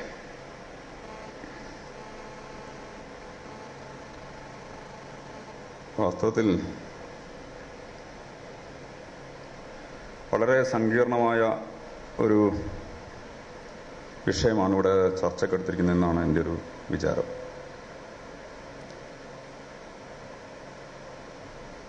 ഇപ്പോൾ സമയത്തിൻ്റെയൊക്കെ പ്രശ്നങ്ങളൊക്കെ നമ്മുടെ മുമ്പിലുണ്ട്. അതുകൊണ്ട് പരമാവധി സംക്ഷേപിച്ച് കുറച്ച് കാര്യങ്ങൾ പറയാമെന്ന് ഞാൻ വിചാരിക്കുന്നു. ഇപ്പോൾ ഇങ്ങനെ ഇവിടെ ഈ ചർച്ചയുടെ ഭാഗമായി ഇവിടെ ഇരിക്കുമ്പോൾ ഞാൻ കുറച്ചു നേരം കണ്ണടച്ചിരുന്നു. അത് കണ്ണടച്ചിരുന്നത് ചെവി ഉറപ്പിക്കാൻ വേണ്ടിയിട്ടാണ്. കാരണം ഈ പുറയിലിരിക്കുന്ന സമയത്ത് ഇവിടെ സംസാരിക്കുന്നത് അങ്ങനെ കേൾക്കില്ല. മുൻപ് നടന്ന സെഷനിലൊക്കെ ആയിരുന്നു ഒരു ഇന്ററാക്റ്റീവ് സെഷൻ തന്നെയായിരുന്നു ചർച്ച ചെയ്യുന്നത്. അതിൻ്റെ ഒരു ഘടന മാറി ഈ സെഷനിൽ. അപ്പോൾ അതുകൊണ്ട് ഈ പിന്നിലിരിക്കുമ്പോൾ ശ്രദ്ധിക്കാൻ വേണ്ടി ഞാൻ കണ്ണടച്ചിരുന്നു പോയതാണ്. അപ്പോൾ എനിക്കൊരു മെസ്സേജ് സദസ്സിലുള്ള എൻ്റെ സുഹൃത്തിൽ നിന്ന് വന്നു. സ്റ്റേജ് ചിന്തിക്കാനുള്ളതല്ല. അദ്ദേഹം എനിക്ക് തന്നെ കണ്ണടച്ചിരിക്കുമ്പോൾ ചിന്തിക്കുകയാണ് എന്ന് അദ്ദേഹം അതിനെ ഇന്റർപ്രറ്റ് ചെയ്തു. ഒരു വായനയാണത്. അതിലൊരു ചിന്തയുണ്ട്, അതിനൊരു വ്യാഖ്യാനവുമുണ്ട്. സാഹിത്യത്തെ പറ്റിയും അതുപോലുള്ള ചിന്തകൾ നടക്കുന്നുണ്ട് നമ്മുടെ നാട്ടിൽ. രാജീവൻ സാറ് സൂചന ആദ്യം ടി.പി. രാജീവൻ സംസാരിക്കുമ്പോൾ പ്രകാശിപ്പിച്ച ഒരാശയം, നിരൂപണം എന്തുകൊണ്ടോ ദുർബലമാകുന്നു, വാപ്പറേറ്റീവ് പോകുന്നു, ഇല്ലാതായി പോയിക്കൊണ്ടിരിക്കുന്നു, ഒറ്റകൃതികളെ എടുത്തുള്ള പഠനങ്ങൾ ഉണ്ടാവുന്നില്ല, ഒറ്റ എഴുത്തുകാരനെ എടുത്തുള്ള പഠനങ്ങൾ ഉണ്ടാവുന്നില്ല. ആ രീതിയിലൊക്കെ ഏതോ മട്ടിൽ അത് ദുർബലമായി പോയിക്കൊണ്ടിരിക്കുകയാണ്. നേരെ മറിച്ച് രാജീവ് സംസാരിച്ചപ്പോൾ അത് വേറെ രീതിയിലാണെങ്കിൽ തന്നെയും അതിനോടൊരു പ്രതിവാദം ചെയ്യുന്നുണ്ട്. അങ്ങനെ ഇല്ലാതായി പോയിക്കൊണ്ടിരിക്കുകയൊന്നുമല്ല. ഒരു പഴയ മട്ടിലൊക്കെ പറഞ്ഞാൽ മരിച്ചു പോകുന്നൊന്നുമില്ല. അത് അതിന്റെ ചരിത്രം മാറി, കാലം മാറി, അതിന്റെ അന്തരീക്ഷം മാറി, അതിന്റെ ഒരു ആംബിയൻസ് മൊത്തം മാറിയിരിക്കുന്നു. ആ മാറിയ പശ്ചാത്തലത്തിൽ മാറിയ രൂപങ്ങൾ ആർജിക്കുന്നു. ഒരുപക്ഷെ ഒരു നല്ല നിരീക്ഷണമായിട്ടാണ് എനിക്ക് ഫീൽ ചെയ്യുന്നത്. കാരണം നമ്മുടെ ഒരു നിരൂപണത്തിന്റെ ചരിത്രം ആലോചിച്ചാൽ, അല്ലെങ്കിൽ വളരെ പ്രാചീനമായ നമ്മുടെ ഒരു സാഹിത്യ ചിന്തയുടെ ചരിത്രം ആലോചിച്ചാൽ, അവിടെയൊക്കെ കാണാവുന്നത് ഓരോ കാലത്തിന്റെ ഒരു ഭാഗമായി അന്നത്തെ സാഹിത്യത്തെ പറ്റിയുള്ള ധാരണകൾ, അന്നത്തെ അതിനോട് ചേർന്ന് നിൽക്കുന്ന മറ്റ് ചിന്താലോകങ്ങൾ, തത്വചിന്തയുടെ ലോകങ്ങൾ, അന്ന് അതത് കാലത്ത് നിലനിൽക്കുന്ന സാഹിത്യ ആർട്ട് ഫോമുകൾ, സാഹിത്യ രൂപങ്ങൾ, സാഹിത്യ ജനുസുകൾ, അതിനെ ഒക്കെ അഭിസംബോധന ചെയ്യുന്നതാണ്. അതിൽ തന്നെ ഏറ്റവും മുഖ്യമായിട്ട് ഈ സാഹിത്യകൃതി തന്നെ ഭാഷാപരമായ കല എന്ന് നമുക്കൊരു രീതിയിൽ പറയാം. അതിനെ അഭിസംബോധന ചെയ്ത് അതിൽ നിന്ന് നിർദ്ധാരണം ചെയ്തെടുക്കുന്ന ഒരു സാഹിത്യ ചിന്തയാണ് നമ്മൾ കാണുന്നത്. അത്തരം സാഹിത്യങ്ങൾക്ക് ആ സാഹിത്യരൂപം നിലനിൽക്കുന്നതിനെ ആശ്രയിച്ച് അതിന്റെ ഉപോൽപ്പന്നമായി തന്നെ ഉൽപ്പാദിപ്പിക്കപ്പെടാൻ സാധിക്കും. ആ സാഹചര്യത്തിലെ അതിന്റെ സിദ്ധാന്തങ്ങളും അതിന്റെ ചിന്തകളും ഉണ്ടാക്കിയെടുക്കാൻ വേണ്ടി പറ്റും. ഇപ്പൊ ദുരന്ത നാടകങ്ങൾ, ഗ്രീക്ക് ദുരന്ത നാടകങ്ങളെ മുൻനിർത്തി പഠനങ്ങളുണ്ടായി. അപ്പൊ നമ്മുടെ നാട്ടിൽ 21-ാം നൂറ്റാണ്ടിൽ ആ മട്ടിലുള്ള സിദ്ധാന്തീകരണം ഉണ്ടായില്ല എന്ന് പറയുന്നതിന് യുക്തിയൊന്നുമില്ലല്ലോ. കാരണം ഇവിടെ അഭിസംബോധന ചെയ്യുന്നത് സാറാ ജോസഫിന്റെ നോവലാണ്, അല്ലെങ്കിൽ ടി.പി. രാജീവന്റെ കൃതിയാണ്, അതല്ലെങ്കിൽ പുതിയ എണ്ണിയാലൊടുങ്ങാത്തത്ര രീതിയിലുള്ള കവികളാണ്. 1, 2, 3 കവികളായി കവിത്രയം എന്ന് പറയുകയും അതിന്റെ അപ്പുറത്തുപ്പുറത്തും എണ്ണി തിട്ടപ്പെടുത്താവുന്ന ഏതാനും കവികളുമായി നിൽക്കുന്ന സാഹചര്യമല്ല ഇന്ന്. ഇന്ന് ഫേസ്ബുക്കിലൊക്കെ കയറിയാൽ തന്നെ കാണുന്ന വലിയ കാവ്യവർഷം, അല്ലെ, ആ രീതിയിലൊക്കെയുള്ള വാക്കുകൾ ഉപയോഗിച്ച് പറയുന്നതിലുള്ള വലിയ ഒരു ഭാഷ കൊണ്ട് അമ്മാനമാടുന്ന ഒരു ലോകത്താണ് നമ്മൾ ജീവിക്കുന്നത്. അങ്ങനെയുള്ളൊരു സമയത്ത് പഴയ നൂറ്റാണ്ടിലെ അന്ന്, അല്ലെങ്കിൽ ഇപ്പോൾ ഒരു കേരളത്തിന്റെ ഇതിൽ പറഞ്ഞാൽ ഇപ്പോൾ ആട്ടക്കഥയെ വിലയിരുത്തിയ മട്ടിലുള്ള ആവിഷ്കാരങ്ങൾ ഉണ്ടാവുന്നില്ല എന്ന് ഖേദിക്കുന്നതിൽ ഒരു യുക്തിയുമില്ല. ആ നിലയ്ക്ക് രാജീവ് മാഷ് പറഞ്ഞത് എന്നോട് ഞാൻ എല്ലാ വിധത്തിലും ഞാൻ യോജിക്കുകയാണ്. അങ്ങനെ മാറുന്നുണ്ട് സാഹിത്യ. ഒരു വാക്കുപയോഗിക്കാൻ എനിക്ക് സാഹിത്യ നിരൂപണം എന്ന് ഉപയോഗിക്കുന്നതിനേക്കാൾ എനിക്ക് തോന്നുന്നു കുറേയും കൂടി നല്ല ഒരു പ്രയോഗം തന്നെ സാധ്യമാവുക സാഹിത്യ ചിന്ത എന്ന് ഉപയോഗിക്കുന്നതായി. സാഹിത്യത്തെ മുൻനിർത്തിയുള്ള ചിന്ത, ആ ചിന്തയുടെ ലോകം അത് മാറി വരുന്നു. മാറി വന്ന് ഇപ്പോൾ പുതിയ കാലത്തെ ഇന്നുള്ള എഴുത്തുകൾ, നേരത്തെ പറഞ്ഞ ഇന്റർനെറ്റിലും ഒക്കെയായി വരുന്ന പല തരത്തിലുള്ള ആവിഷ്കാരങ്ങൾ മുൻനിർത്തിയുള്ള ആലോചനകൾ നടന്നുകൊണ്ടിരിക്കും. അപ്പൊ അങ്ങനെ സജീവമാണ്. മാത്രമല്ല ഇപ്പൊ എണ്ണിയൊക്കെ എടുക്കുകയാണെങ്കിൽ എനിക്ക് തോന്നുന്നത് ഒരു 10-20 വർഷം ഇപ്പം KP അപ്പനും ബി രാജീവനും വ്യത്യസ്ത ധാരകളിലായിട്ട് നമ്മുടെ പിന്നെ രാധാകൃഷ്ണനും ഒക്കെ എഴുതിയിരുന്ന ഒരു കാലഘട്ടം. ആ കാലഘട്ടത്തിലുള്ള, അല്ലെങ്കിൽ അതിനും പിന്നോട്ട് സഞ്ചരിച്ച നമ്മുടെ ഒരു നിരൂപണം, നമുക്ക് ത്രയങ്ങളെ സങ്കല്പിക്കുന്ന കൗതുകത്തിനകത്ത് ത്രയമായിട്ടോ അല്ലെങ്കിൽ 4ആയിട്ട് സങ്കല്പിച്ച കേസരിയെയും കൂടി MP പോളിനെയും ഒക്കെ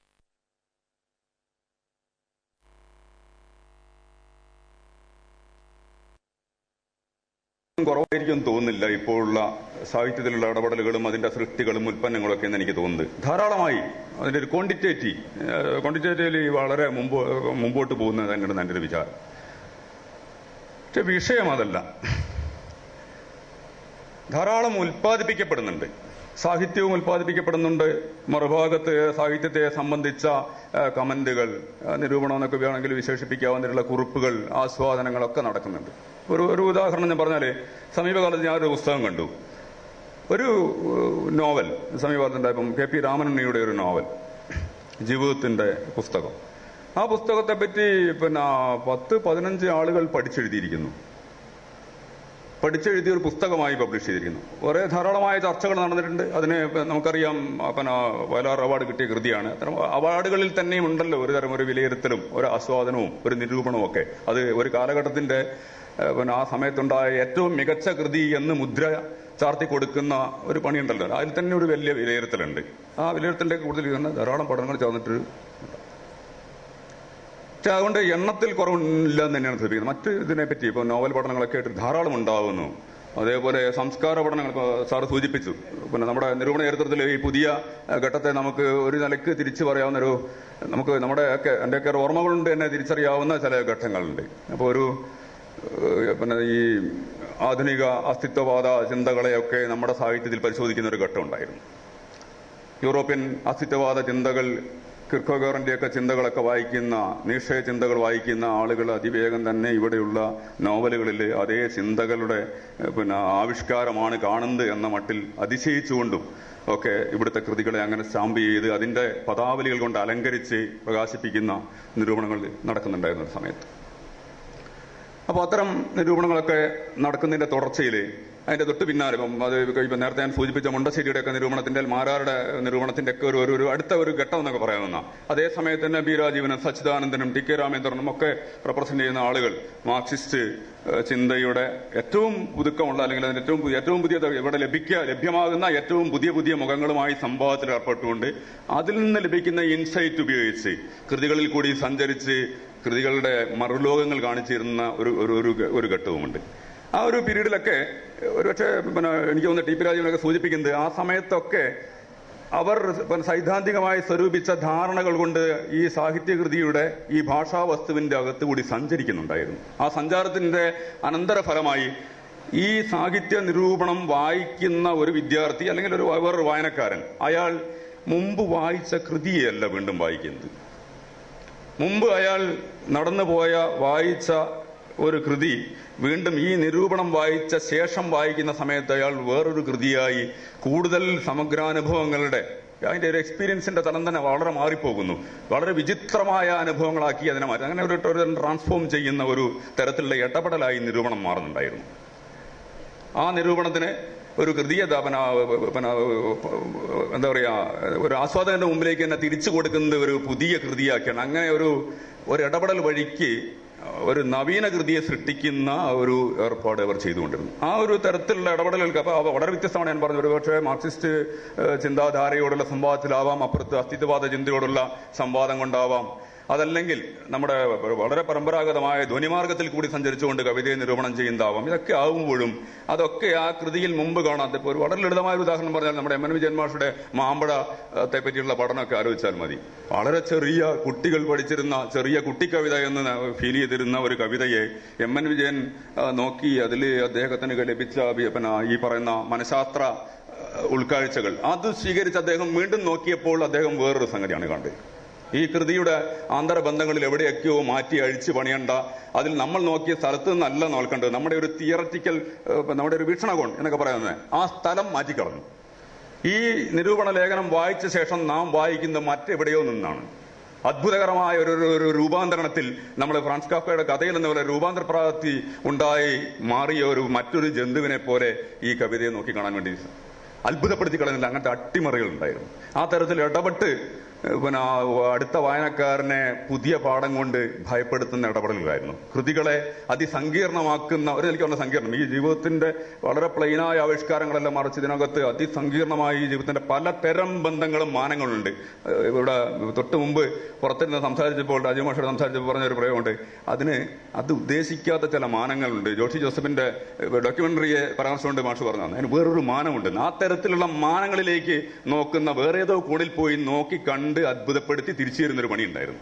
ആ ആ തരത്തിലുള്ള ഇടപെടലുകളുടെ ഒരു ഒരു കാലഘട്ടം. അതിനൊക്കെ ആയിരിക്കാം ടി പി രാജീവൻ സൂചിപ്പിച്ചത് ഒരു സമ്പന്ന കാലം എന്നുള്ളത്.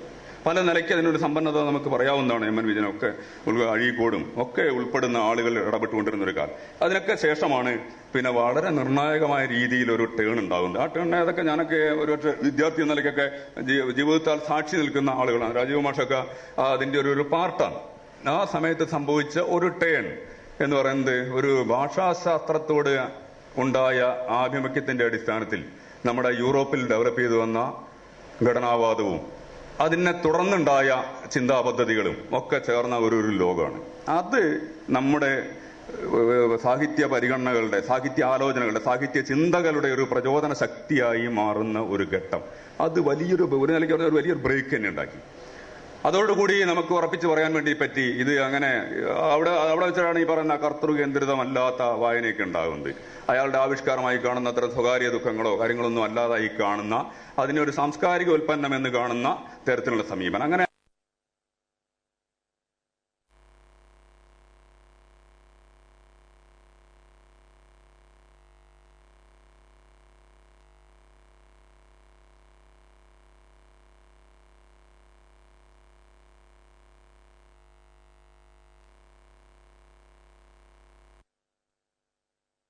നിങ്ങളുടെ എന്നാണ് എന്ന് പറഞ്ഞാൽ ഉദ്ദേശിക്കുന്നത് മലയാള സാഹിത്യം കൈകാര്യം ചെയ്തുകൊണ്ടിരിക്കുന്ന ഒരു മലയാള അധ്യാപകനായ നിങ്ങളുടെ എന്നാണ് അതിന്റെ അർത്ഥം. നിങ്ങൾ ചെയ്തുകൊണ്ടിരിക്കുന്ന ഈ പണി കൊണ്ട് സ്വൈര്യമില്ല എന്നാണ് പറഞ്ഞതിന്റെ അർത്ഥം.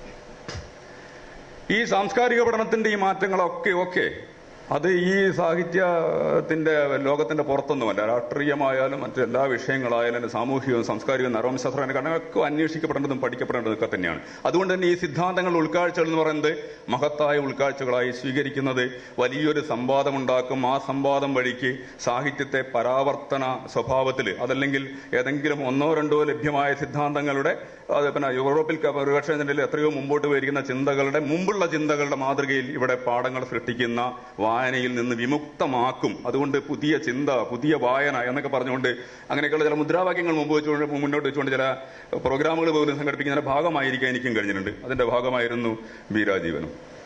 അങ്ങനെ ഉള്ള ആ ചിന്തകൾ വഴിക്ക് ഇതിന് വലിയൊരു മാറ്റം സംഭവിക്കുമെന്ന് വിചാരിച്ചെടുത്ത് മാറ്റം സംഭവിച്ചുകൊണ്ട് വാസ്തവമാണ്. പക്ഷെ ആ മാറ്റത്തിന്റെ ക്വാളിറ്റി എന്താണ് എന്നതിനെപ്പറ്റി പുനർവിചാരണ നടത്താൻ പ്രേരിപ്പിക്കുന്നു ഈ പറയുന്ന തരത്തിലുള്ള വിമർശനങ്ങൾ. സംഭവിച്ച ഇതാണ്, ഈ മാറ്റത്തിന്, ഈ ഒരു സംവാദം വഴിക്ക് പുതിയ ഉൾക്കാഴ്ചകളോടുകൂടി സാഹിത്യത്തെ സാംസ്കാരിക ഉൽപ്പന്നമായോ ഒരു ഭാഷാ വസ്തുവായോ ഒക്കെ വിശകലനം ചെയ്യുവാനുള്ള കാഴ്ചകൾ ലഭിക്കുമായിരുന്നു. ആ കാഴ്ചകൾ ലഭിക്കുന്നതിന് പകരം മിക്കവാറും ലഭിച്ചത് ഇതുകൊണ്ട് കുറെ സാങ്കേതിക സംജ്ഞകളും അതിന്റെ ഇരുണ്ട ചില കഷ്ണങ്ങളുമാണ് കിട്ടിയെന്ന് സംശയിക്കേണ്ടിയിരിക്കുന്നത്. അതിന്റെ പ്രയോഗത്തിന്റെ ഒരു പെരളിയാണ് നമ്മുടെ പഠനങ്ങളിൽ കണ്ടുകൊണ്ടേയിരിക്കുന്നത്. അതിപ്പോ പല മലയാള പഠനത്തിൻ്റെതായ ഇതിനെ ഏറ്റവും നിർണായകമായി സ്വാധീനിച്ചുകൊണ്ടിരിക്കുന്ന മേഖല എന്ന് പറയുന്നത് മലയാളം അക്കാഡമിഷ്യന്മാരാണ്. അത് അധ്യാപകരാണ്. ഈ അധ്യാപക കമ്മ്യൂണിറ്റിയും അതിന്റെ തുടർച്ചയായി വരുന്ന ഗവേഷകരും ചേർന്ന് ഈ ഭാഷാ പഠനത്തെ വേറൊരു രീതിയിൽ ഇങ്ങനെ കൊണ്ടുപോയിക്കൊണ്ടേയിരിക്കുകയാണ്. ആ പോകുന്ന പോക്ക് എന്ന് പറയുന്നത് ഇത്തരം അലങ്കാരണങ്ങളെല്ലാം ഉണ്ടാവും. അസ്തിത്വവാദത്തിന്റെ അലങ്കരണങ്ങളൊക്കെ അല്ലായിരുന്നോ പണ്ട് എന്ന് വേണമെങ്കിൽ ചോദിക്കാം. പക്ഷെ അസ്തിത്വവാദ ചിന്തകളുടെ ഏതോ ഒരു സ്പാർക്ക് ഏറ്റുവാങ്ങിയ അതിനോട് എന്താ പറയാ ഒരു പ്രതികരണം, ഹൃദയപരമായ ഒരു സംവാദത്തിൽ ഏർപ്പെട്ട ആൾ സാഹിത്യകൃതി കണ്ടപ്പോൾ ഉണ്ടായ വിഭ്രമമെങ്കിലുമാണ് പലപ്പോഴും അതിൽ ആവിഷ്കരിക്കപ്പെട്ടതെന്ന് പറയുന്നത്. അതുകൊണ്ട് അതിന് ഒറ്റയ്ക്ക് നിന്ന് ഒരു ആർട്ട് വർക്കിനെ പോലെ സംസാരിക്കാനുള്ള ശേഷിയുണ്ടായി. അതിന്റെ അകത്തുള്ള വാക്യങ്ങൾക്ക് എനിക്കങ്ങനെ തോന്നാറുണ്ട്, ഒരു ചടുലത, ഒരുതരം സജീവത, അത് നമ്മളെ വല്ലാതെ ആകർഷിക്കുന്ന മനോഹാരിത. ആ വാക്കൊക്കെ ഉപയോഗിക്കുന്നതൊക്കെ പഴഞ്ചനായിരിക്കാം. പക്ഷെ എന്തുകൊണ്ടോ നമ്മളെ വശീകരിക്കുന്ന ഏതൊക്കെയോ പ്രേരണകൾ ഉണ്ടായിരുന്നു. അത്തരം പ്രേരണകളിലേക്ക് ഒന്നും ക്ഷണിക്കാത്ത പ്രയോഗങ്ങളാണ് ഈ പറഞ്ഞ ഈ യാന്ത്രിക പ്രയോഗങ്ങളിൽ സംഭവിച്ചത്. ആ പ്രയോഗങ്ങളുടെ ഫലമായി നിരൂപണത്തിന്റെ, സാഹിത്യ പഠനത്തിന്റെ, സാഹിത്യ ചിന്തയുടെ മേഖലയിൽ ഉണ്ടായിരിക്കുന്ന ഒരു പരിണാമത്തെ അഭിമുഖീകരിക്കാതിരിക്കാൻ യാതൊരു നിർവാഹവുമില്ല. ആ മാറ്റം എന്ന് പറയുന്നത് ആരോഗ്യകരമായി കാണാവുന്നതാണ് എന്നെനിക്ക് അഭിപ്രായമില്ല.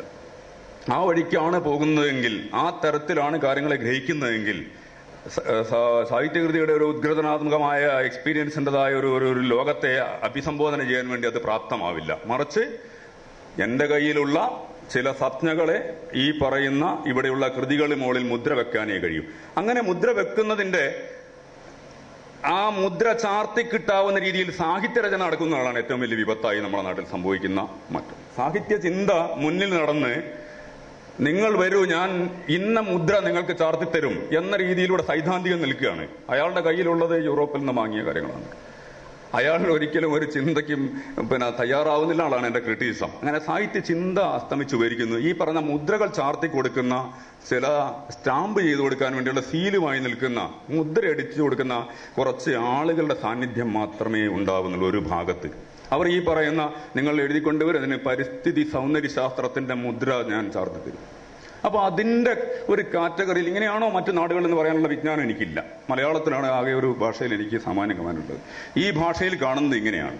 അതിൽ ഈ തരത്തിലുള്ള മുദ്രകളിലേക്ക്, കാറ്റഗറികളിലേക്ക് കൃത്യമായി വർഗീകരിച്ച് മുമ്പേ പട്ടിക ഇവിടെ വെച്ചിട്ടുണ്ട്. ആ പട്ടികയിലേക്ക് നടന്നു കയറാവുന്ന രീതിയിലുള്ള കൃതികൾ ഉണ്ടാകുന്നു.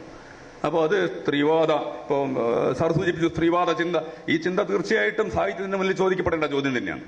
അത് മുമ്പ് ചോദിച്ചതിനേക്കാൾ സൂക്ഷ്മമായി ചോദിക്കാനുള്ള ഉപാധികൾ സൃഷ്ടിക്കുന്നു, അതിനുള്ള സൈദ്ധാന്തിക ശക്തി പ്രദാനം ചെയ്യുന്നു. ഒരു സംശയവുമില്ല ഈ ഘടനാവാദ ചിന്തയുടെ പിന്നാലെ വന്ന സൂക്ഷ്മ വിമർശനം സാധ്യമാക്കുന്ന അൽത്തൂസറിൻ മാർക്സിസ്റ്റിന്റെ ഒക്കെ പിന്നാലെ വരുന്ന ആലോചനകളും അപനിർമ്മാണവും പൊളിറ്റിക്കൽ അൺകോൺഷ്യസിനെ പറ്റിയുള്ള സങ്കല്പവും ഒക്കെ അത്തരം തരത്തിലുള്ള ഉൾക്കാഴ്ചകൾ പ്രദാനം ചെയ്യുന്നതിനാണ്. പക്ഷെ അത് ആ മട്ടിൽ ഗ്രഹിക്കുന്നതിന് പകരം വളരെ യാന്ത്രികമായി പ്രയോഗിച്ചിങ്ങനെയുള്ള മുദ്രകളായി കൃതികളുടെ മുകളിൽ ചാർത്തും. അങ്ങനെ ചാർത്തി കൊടുക്കുന്ന ഒരു അവ്യക്തമായി, വളരെ കൃത്യമായി സംഘടിതമായില്ല, നമ്മുടെ സാഹിത്യ അക്കാദമി പോലെ സംഘടിത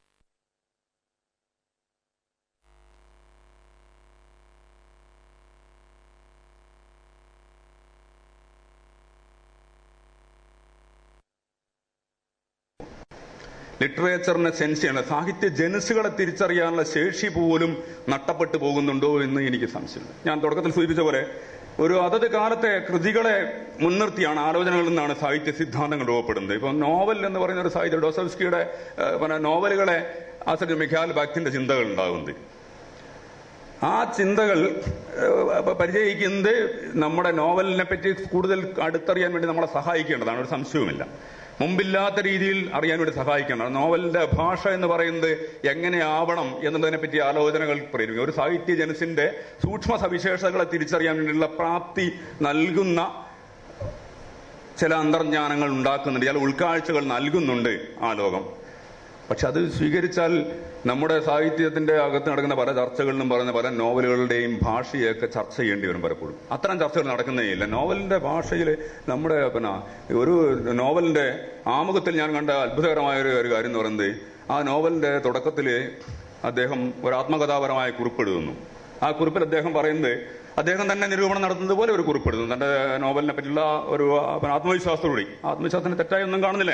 ആ ആത്മവിശ്വാസത്തോടുകൂടി അദ്ദേഹം പറഞ്ഞു വെക്കുന്ന ഒരു കാര്യം, ഈ നോവൽ എന്റെ ആദ്യ ഭാഗം വായിച്ച ഉടനെ ആവേശഭരിതയായി എന്നെ മലയാളത്തിലെ ഒരു പ്രമുഖ നിരൂപക എന്നെ വാഴ്ത്തിപ്പറഞ്ഞു.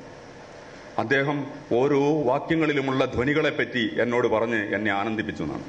നോവലിന്റെ ഓരോ വരികളിലുമുള്ള ധ്വനികളെപ്പറ്റി സംസാരിച്ചു എന്ന് പറഞ്ഞാൽ അതിന്റെ അർത്ഥം ഈ നോവൽ എന്ന് പറയുന്ന സാഹിത്യ ജനസിനെ ആ നിരൂപയ്ക്ക് മനസ്സിലായിട്ടില്ല എന്നുള്ളതാണ് ഒന്നാമത്തെ കാര്യമെന്നും, അത്തരം ഒരു ആഭരണം താൻ ഏറ്റുവാങ്ങി അതിനെ ഇതിന്റെ മുമ്പിൽ ചാർത്തി വെക്കുന്നുണ്ടെങ്കിൽ ഈ സാഹിത്യ ജനസിനെ പറ്റി അദ്ദേഹത്തിന് ബോധ്യമായില്ല എന്നാണ് മനസ്സിലാക്കുന്നത്. ഇത്തരത്തില് തെറ്റായ മെസ്സേജുകൾ കൊടുക്കുന്ന ഒരു പണി നമ്മളുടെ ഈ മേഖലയിൽ നടന്നു വരുന്നുണ്ട്. അതിനെ അതിജീവിക്കണമെങ്കിൽ വേറെ നിർവാഹമൊന്നുമില്ല. അത് ഈ പറഞ്ഞ മെസ്സേജിന് വിരുദ്ധമായിട്ട് ചിന്തിക്കുക മാത്രമേ വഴിയുള്ളൂ. അതുകൊണ്ട് സാഹിത്യ ചിന്തയെ വീണ്ടെടുക്കുക എന്നുള്ള ഒരു പ്രോസസ്സിൽ കൂടി കടന്നു പോകേണ്ടതുണ്ട്. അത്തരം ചിന്തകൾക്ക് പകരം മാർക്കറ്റിൽ വിറ്റ് പോകാൻ വേണ്ടി സഹായകമാകുന്ന കുറിപ്പുകൾ എഴുതി കൊടുക്കുന്ന പാതകളിൽ നിന്ന് നമ്മുടെ നിരൂപകന്മാർ തിരിച്ചു പോയേ തീരൂ. അവർ കുറേയും കൂടിയൊക്കെ ഒന്ന് സൈദ്ധാന്തിക ലോകത്തോട്, ഒന്ന് ഈ പറയുന്ന വളരെ പഴഞ്ചനായ ചില മൂല്യബോധ ധാരണകളോട് അവർ തിരിച്ച് കമ്മിറ്റ്മെന്റ് പ്രഖ്യാപിച്ചേ തീരൂ. അക്ഷരങ്ങളോട് കമ്മിറ്റ്മെന്റ് പ്രഖ്യാപിച്ചേ തീരൂ. സാഹിത്യം എന്താണ്, ഈ സാഹിത്യ ജനസ് എന്ന് ആലോചിക്കാനുള്ള വിനീത വിധേയത്വം കാണിച്ചേ തീരൂ. പക്ഷെ ആ വിധേയത്വം പഠിപ്പിക്കുന്നില്ല നമ്മുടെ സർവകലാശാലകൾ. കാരണം സർവകലാശാലകളുടെ പഠന പദ്ധതി ശുദ്ധ സംബന്ധമായി മാറിയിരിക്കുന്നു. അവിടെ മാർക്കറ്റിൽ കിട്ടുന്ന വസ്തുക്കൾ വിൽക്കുന്ന സ്ഥലമായി, സബ്സ്റ്റാൻഡേർഡ് സാധനങ്ങൾ വിൽക്കുന്ന സ്ഥലമായി, രണ്ടാം തലത്തിലുള്ള അറിവുകൾ വിൽക്കുന്ന സ്ഥലമായി മാറിക്കഴിഞ്ഞിട്ട് അവിടെ നിങ്ങൾക്ക് സാഹിത്യം, ഒരു നോവൽ പോലും വായിക്കാതെ നിങ്ങളുടെ നോവൽ സാഹിത്യത്തിൽ നിങ്ങൾക്ക് A+ ഗ്രേഡ് വാങ്ങിയിട്ട് പാസ്സാവുന്ന രീതിയിൽ MA ക്ലാസുകൾ സംവിധാനമാണ്. ആ സംവിധാനം ചെയ്യപ്പെട്ടിരിക്കുന്ന ഈ സ്ഥാപനങ്ങളാണ് വാസ്തവത്തിൽ ആസൂത്രിതമായി ഈ രാജീവനൊക്കെ ഭയക്കുന്ന എന്തെങ്കിലും കുഴപ്പം കാണുന്നുണ്ടെങ്കിൽ ആ കുഴപ്പത്തിന്റെ കാരണമെന്നാണ് ഞാൻ പറഞ്ഞത്. വലിയ സാമൂഹ്യ ആസൂത്രണത്തിലെ പിശകുകളാണ് വാസ്തവത്തിൽ നമ്മൾ തിരുത്തേണ്ടത്. ആ സാമൂഹ്യ ആസൂത്രണത്തിലെ പിശകുകൾ വരുന്നതിന്റെ ഒരു പിന്നിലേക്ക് വീണ്ടും ആലോചിച്ചു പോയാൽ അത് ഭാഷയെയും സാഹിത്യത്തെയും പറ്റി ചിന്തിക്കുക എന്ന് പറഞ്ഞാൽ കലയെപ്പറ്റി ചിന്തിക്കുക എന്നുള്ളത് വലിയ ചിന്തകന്മാർക്ക് മാത്രം സാധ്യമായ കാര്യമാണ്. എന്നെപ്പോലുള്ള ആളുകൾക്ക് പോലും സാധ്യമല്ല, എനിക്ക് ഉറപ്പുണ്ട്. അത് പാണിനിയെപ്പോലെ ലോകം വാഴ്ത്തിയ ചിന്തകന്മാരാണ് ഭാഷയെപ്പറ്റി ചിന്തിച്ചത്. ആ ചിന്തയുടെ ചുവട് പിടിച്ച് അതിന്റെ തുടർച്ചയിലാണ് സാഹിത്യം ഉണ്ടായത്. സാഹിത്യ വാസ്തവത്തിൽ ഭാഷാചിന്തയുടെ തുടർച്ചയിൽ വികസിച്ചതാണ്. മറുഭാഗത്തത് തത്വചിന്തയോടും ലോകത്തുണ്ടാകുന്ന സകല വിജ്ഞാനങ്ങളോടും കൊണ്ടും കൊടുത്തും വാങ്ങി നടക്കുന്നതാണ്. ആ പ്രക്രിയ ആണ് നിന്നുപോയിരിക്കുന്നത്. അത് പിന്നെ വളരെ വിശാലമായിട്ട് ആലോചിച്ചാൽ, ഒരു കാര്യം കൂടി പറഞ്ഞ് അവസാനിപ്പിക്കും, വളരെ വിശാലമായ ഒരു രീതിയിൽ ആലോചിച്ചാൽ അങ്ങനെ ചിന്തിക്കുന്ന രീതി നമ്മൾ മലയാളികൾക്ക് അല്ലെങ്കിൽ മലയാള ഭാഷയ്ക്ക് ഉണ്ടായിരുന്നോ എന്നും നമുക്ക് വിമർശനാത്മകമായിട്ട് ആലോചിക്കാവുന്നതാണ്. ചരിത്രം ഉടനീളം പരിശോധിച്ചാൽ വിവർത്തനം, സംഗ്രഹണം, വ്യാഖ്യാനം, അതിന്റെ തിരിനീട്ടൽ, അതിന്റെ അടുത്ത് നിന്നുള്ള കൈകൊട്ടിച്ചിരിയുടെ അപ്പുറത്ത് നമ്മൾ ചിന്തിച്ചിരുന്നുവോ എന്ന് പോലും സംശയം തോന്നുന്നുണ്ട്. ആ തരത്തിലേക്കുള്ള ഒരു ഭാഷയുടെ, ഈ ഭാഷയുടെ പരിമിതികളെ അതിലംഘിക്കുന്ന ചില ആലോചനകൾക്ക് പോലും സന്നദ്ധമാവേണ്ടതുണ്ട്, അതിന് സജ്ജമാവേണ്ടതുണ്ട്. നമ്മുടെ സർവകലാശാലകൾ, പഠന വിഭാഗങ്ങൾ, നമ്മുടെ സാഹിത്യ പഠനത്തിന്റെ ഒക്കെ കാര്യങ്ങൾ സെറ്റ് ചെയ്യുന്ന വിദ്യാഭ്യാസത്തിന്റെ മേഖലയൊക്കെ ആ തരത്തിൽ അക്ഷരങ്ങളെയും ഭാഷയെയും ഗൗരവത്തിൽ കാണുന്ന സമീപനം ഉണ്ടാവാത്ത ഒരു പശ്ചാത്തലത്തിൽ ഈ കാര്യങ്ങൾ മാറാൻ യാതൊരു സാധ്യതയും വ്യക്തിപരമായി ഞാൻ കാണുന്നില്ല. ഈ അത്രയൊന്നും ഗുണമല്ലാത്ത ഈ നിരീക്ഷണങ്ങൾ നടത്താൻ വേണ്ടി ഇവിടെ ഇങ്ങനെ സ്ഥലം തന്നതിന് നന്ദി പറഞ്ഞുകൊണ്ടും തുടർന്ന് എന്തെങ്കിലുമൊക്കെ ചർച്ചകൾ സംസാരിക്കാമെന്ന് വിചാരിച്ച് തൽക്കാലം അവസാനിപ്പിക്കുന്നു. നമസ്കാരം.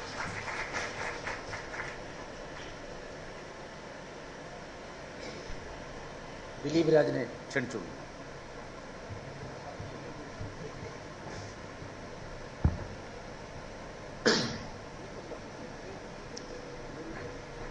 ഇവിടെ പറയപ്പെട്ട കാര്യങ്ങളോട് കുറേയൊക്കെ യോജിപ്പും കുറച്ചൊക്കെ വിയോജിപ്പും ഉണ്ട്. അതൊന്നും പറയാൻ ഞാൻ ഉദ്ദേശിക്കുന്നില്ല. പക്ഷേ പൊതുവേ ഉള്ള ഒരു വികാരം എന്താണെന്ന് ചോദിച്ചു കഴിഞ്ഞാൽ, ഒരു പ്രശ്നം നമ്മൾ ഐഡന്റിഫൈ ചെയ്തു, ആ പ്രശ്നത്തിന്റെ പരിഹാരത്തിന്റെ ഭാഗത്താണോ ആ പ്രശ്നത്തിന്റെ ഭാഗത്താണോ ഞാനെന്ന് ഞാനിങ്ങനെ ആലോചിച്ച് നോക്കുകയായിരുന്നു. അതുകൊണ്ട് ഞാൻ സിദ്ധാന്തത്തിന് പകരം കുറച്ച് അനുഭവങ്ങൾ മാത്രം പറഞ്ഞുകൊണ്ട് തുടങ്ങാം. കേരളത്തിലെ പ്രസാധന മേഖലയിൽ 10 വർഷത്തോളം പ്രവർത്തിച്ചിട്ടുള്ള ഒരാളാണ് ഞാൻ. ആദ്യം DC ബുക്സിൽ ഒരു 5 വർഷം എഡിറ്ററായിരുന്നു. അത് കഴിഞ്ഞ് പെൻഗിൻ മലയാളത്തിൽ ഒരു 5 വർഷം എഡിറ്ററായിരുന്നു. അപ്പോൾ പൊതുവെ ഇവിടെ പ്രസാധനത്തെക്കുറിച്ച് ഉന്നയിക്കപ്പെട്ട ചില വിമർശനങ്ങളെ സ്വയം തിരിഞ്ഞു നോക്കിക്കൊണ്ട് ആലോചിച്ചുകൊണ്ട് ഞാൻ എൻ്റെ നിരീക്ഷണങ്ങൾ അവതരിപ്പിക്കാം. ഞാൻ പെട്ടെന്ന് ആലോചിച്ചത്, എനിക്കൊരു സംശയം ഉണ്ടായി, ഞാൻ ജോണിയോട് പോയി ചോദിച്ച് ക്ലിയർ ചെയ്തു. അത്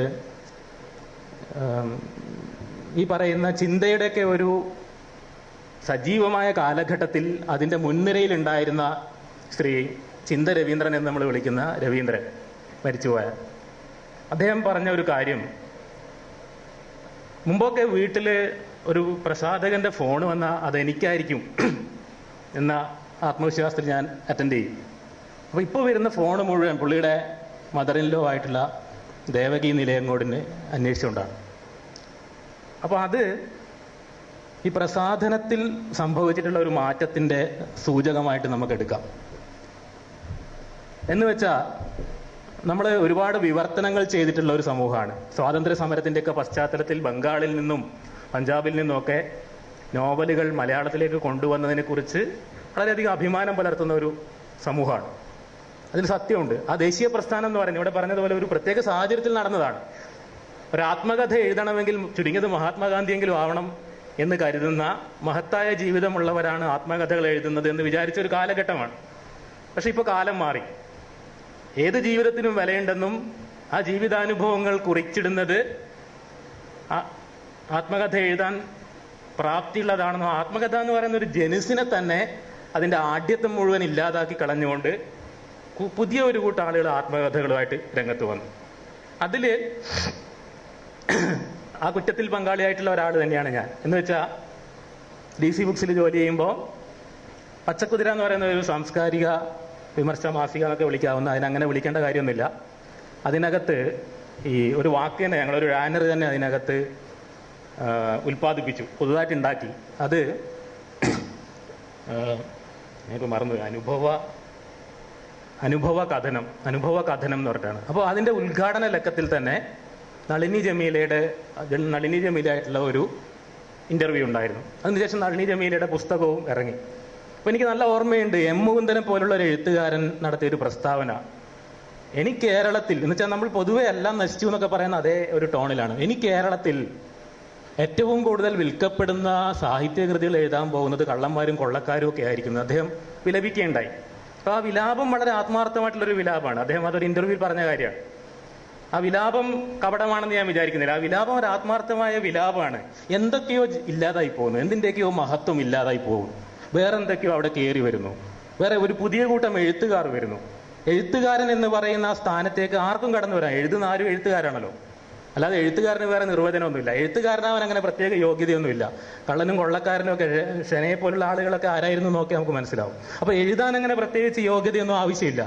പക്ഷേ ഇത് സൂചിപ്പിക്കുന്നത് കേരളത്തിലെ സാഹിത്യ മണ്ഡലം, ലിറ്റററി ഫീൽഡ് എന്നൊക്കെ സൈദ്ധാന്തികർ പറയുന്ന ഈ സാഹിത്യ മണ്ഡലം എങ്ങനെയാണ് പ്രവർത്തിക്കുന്നത്, ആ സാഹിത്യ മണ്ഡലത്തിന്റെ സ്വഭാവം എന്താണ്, ആ സാഹിത്യ മണ്ഡലവും രാഷ്ട്രീയവും തമ്മിലുള്ള ബന്ധം എന്താണ്. ഒറ്റ കാര്യം ചിന്തിച്ചാൽ മനസ്സിലാവും. ഇന്ന് ഏറ്റവും കൂടുതൽ വിറ്റുപോകുന്ന ഏറ്റവും സക്സസ്ഫുൾ ആയിട്ടുള്ള ഓതേഴ്സ് നമ്മൾ പറയുന്ന ആളുകൾ എങ്ങനെയാണ് ഉണ്ടായിട്ടുള്ളത്? ആനന്ദിനെ എടുത്തു നോക്കാം. ആനന്ദിന്റെ പുസ്തകം ആദ്യം ഇറക്കിയപ്പോൾ 500 കോപ്പിയിൽ കൂടുതൽ അത് അച്ചടിക്കാൻ ആരും ധൈര്യപ്പെടുമായിരുന്നില്ല. അല്ലെ, എം ഗോവിന്ദന്റെ മേശപ്പുറത്ത് വെച്ചിട്ട് അദ്ദേഹം പോയ കൃതിയാണ്. അപ്പൊ അത് ചെറിയൊരു വൃത്തത്തിൽ വായിക്കപ്പെടുന്നു, അത് ഗൗരവമുള്ള ഒരു കൃതിയാണ് എന്നുള്ളത് കൊണ്ട് അതിനൊരു നമ്മൾ പറയുന്ന ഓറ, അതിനൊരു പ്രതിച്ഛായ ഉണ്ടാവുകയും ആ പ്രതിച്ഛായ പിന്നീട് ഇന്ന് മാർക്കറ്റിൽ ആനന്ദിന്റെ ഒരു കൃതിയും, ഞാൻ DC ബുക്സിൽ വർക്ക് ചെയ്തുകൊണ്ട് എനിക്കറിയാം 5000 കോപ്പിയിൽ കുറഞ്ഞ ഫസ്റ്റ് ഇംപ്രിന്റ് ഇല്ല. വേറെ ഒരു 1000 കോപ്പിയാണ് ഇപ്പോൾ സാധാരണ ഇപ്പോൾ 2000-ലേക്ക് എത്തിയിട്ടുണ്ട്. പക്ഷേ 5000 കോപ്പിയിൽ കുറഞ്ഞ് ഫസ്റ്റ് ഇംപ്രിന്റ് അടിക്കാത്ത ഒരു എഴുത്തുകാരനായിട്ട് ആനന്ദ് എങ്ങനെയാണ് മാറിയത്? അതിന് നമ്മൾ കേരളത്തിന്റെ ഒരു 3 ദശകക്കാലത്ത് ആക്ടിവിസം എന്ന് പറയുന്നതും ലിറ്റററി ഫീൽഡ് എന്ന് പറയുന്നതും അക്കാഡമിക്സ് എന്ന് പറയുന്നതൊക്കെ തമ്മിലുള്ള ബന്ധങ്ങളെക്കുറിച്ച് ഇവിടെ നടന്നതുപോലെ വിമർശനാത്മകമായും പരസ്പര ബന്ധത്തിലും സോഷ്യോളജിക്കലായിട്ട് തന്നെ പരിശോധിക്കേണ്ട വിഷയമാണ്. ഇവിടെ തലമുറകളെ കുറിച്ച് പറഞ്ഞു. ഒരു കാര്യം പിയറി ബോർദ്യൂ നിരീക്ഷിച്ചിട്ടുള്ളത് വളരെ പ്രസക്തമായിട്ട് എനിക്ക് തോന്നുന്നുണ്ട്.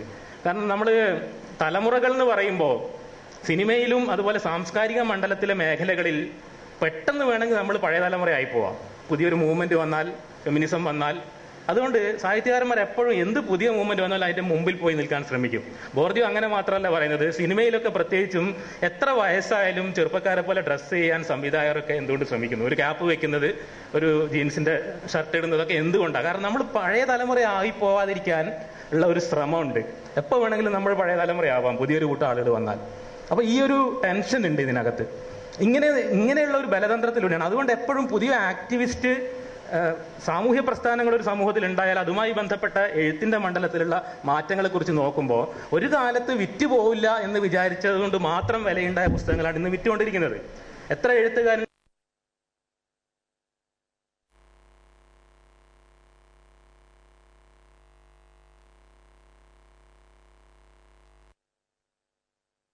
നളിനി ജമീലയും ഒക്കെ കടന്നു വരുന്നത്, അല്ലെങ്കിൽ ഇപ്പൊ നമ്മൾ ഏറ്റവും അടുത്ത കാലത്താണെങ്കിൽ KR മീര, ഇങ്ങനെ ചില എക്സെപ്ഷൻസ് നമുക്ക് പറയാനുള്ളൂ ബെസ്റ്റ് സെല്ലിംഗ് ഓതേഴ്സിന്. ഞാൻ ഇത് പറയാൻ വേണ്ടി ഞാൻ എൻ്റെ ഇതിലോട്ടുള്ള നിരീക്ഷണങ്ങൾ വളരെ പെട്ടെന്ന് നിരീക്ഷണങ്ങളായി ഇവിടെ വന്ന കാര്യങ്ങളോടുള്ള പ്രതികരണമായി പറഞ്ഞ് അവസാനിപ്പിക്കാം. ഒന്ന്, നമ്മൾ വിമർശനത്തിന്റെ വീണ്ടെടുപ്പിനെ കുറിച്ച് സംസാരിക്കുന്നു. അപ്പോൾ വിമർശനം ഇവിടെ ഉണ്ടായിരുന്നു അല്ലെ? നമ്മുടെ കേരളത്തിന്റെ മാത്രം ഒരു പ്രത്യേകത, എഴുത്തുകാരുടെ ഒരു സഹകരണ സംഘം ലോകത്ത് ആദ്യമായിട്ട് ഉണ്ടാക്കിയ ഒരു സ്ഥലമാണ് കേരളം. 30% റോയൽറ്റി എഴുത്തുകാർക്ക് കൊടുത്തുകൊണ്ട് എഴുത്തുകാരുടെ ഒരു സാഹിത്യ പ്രവർത്തക സഹകരണ സംഘം ഉണ്ടാക്കി. വായനശാലകൾ എല്ലാ നാട്ടിലും ഉണ്ടായി. എന്നുവെച്ചാൽ എഴുത്തിന്റെ ഒരു ജനായത്തവൽക്കരണം, ഒരു സാമൂഹ്യവൽക്കരണം അക്കാഡമികളിലല്ല. സാഹിത്യം എഴുതുകയും വായിക്കുകയും, ഇവിടെ ശാരദക്കുട്ടി ടീച്ചർ ഉപയോഗിച്ച ഭാഷ ഉപയോഗിച്ച് പറഞ്ഞാൽ ശിക്ഷണവും അനുശീലനത്തിലൂടെ അതിന്റെ ഒരു പാരമ്പര്യം സ്വായത്തമാക്കിയ ഒരു വിഭാഗം, ഒരു ലിറ്റററി ഫീൽഡ് ഇവിടെ ഉണ്ടായി വന്നിട്ടുണ്ട്. ആ ലിറ്റററി ഫീൽഡ് ആ രൂപത്തിൽ എന്ന് വെച്ചാൽ ശിക്ഷണമില്ലാതെ, ക്ലാസിക്കൽ മ്യൂസിക് പോലെ തന്നെ ശിക്ഷണം കിട്ടിയവർക്കേ, അത് അക്കാഡമിയിൽ പോയിട്ടാവണമെന്നില്ല, കോളേജുകളിൽ പോയിട്ടാവണമെന്നില്ല, നാട്ടിലെ വായനശാലകളിലൂടെ ആവാം, പ്രസിദ്ധീകരണങ്ങളിലൂടെ ആവാം, ഇങ്ങനെ ശിക്ഷണം സിദ്ധിച്ച ഒരു അനുവാചക വൃന്ദവും കൂടി ഉണ്ടാവുമ്പോഴാണ് സാഹിത്യം എന്ന് പറയുന്ന ഒരു ഗൗരവമുള്ള ഒരു ഫീൽഡ്, ഒരു ക്ഷേത്രം നിലനിൽക്കുന്നത്. ആ ക്ഷേത്രത്തിനകത്താണ് വിമർശനം. അപ്പോൾ വിമർശകന്മാരിങ്ങനെ നോക്കിക്കൊണ്ടിരിക്കുകയാണ്.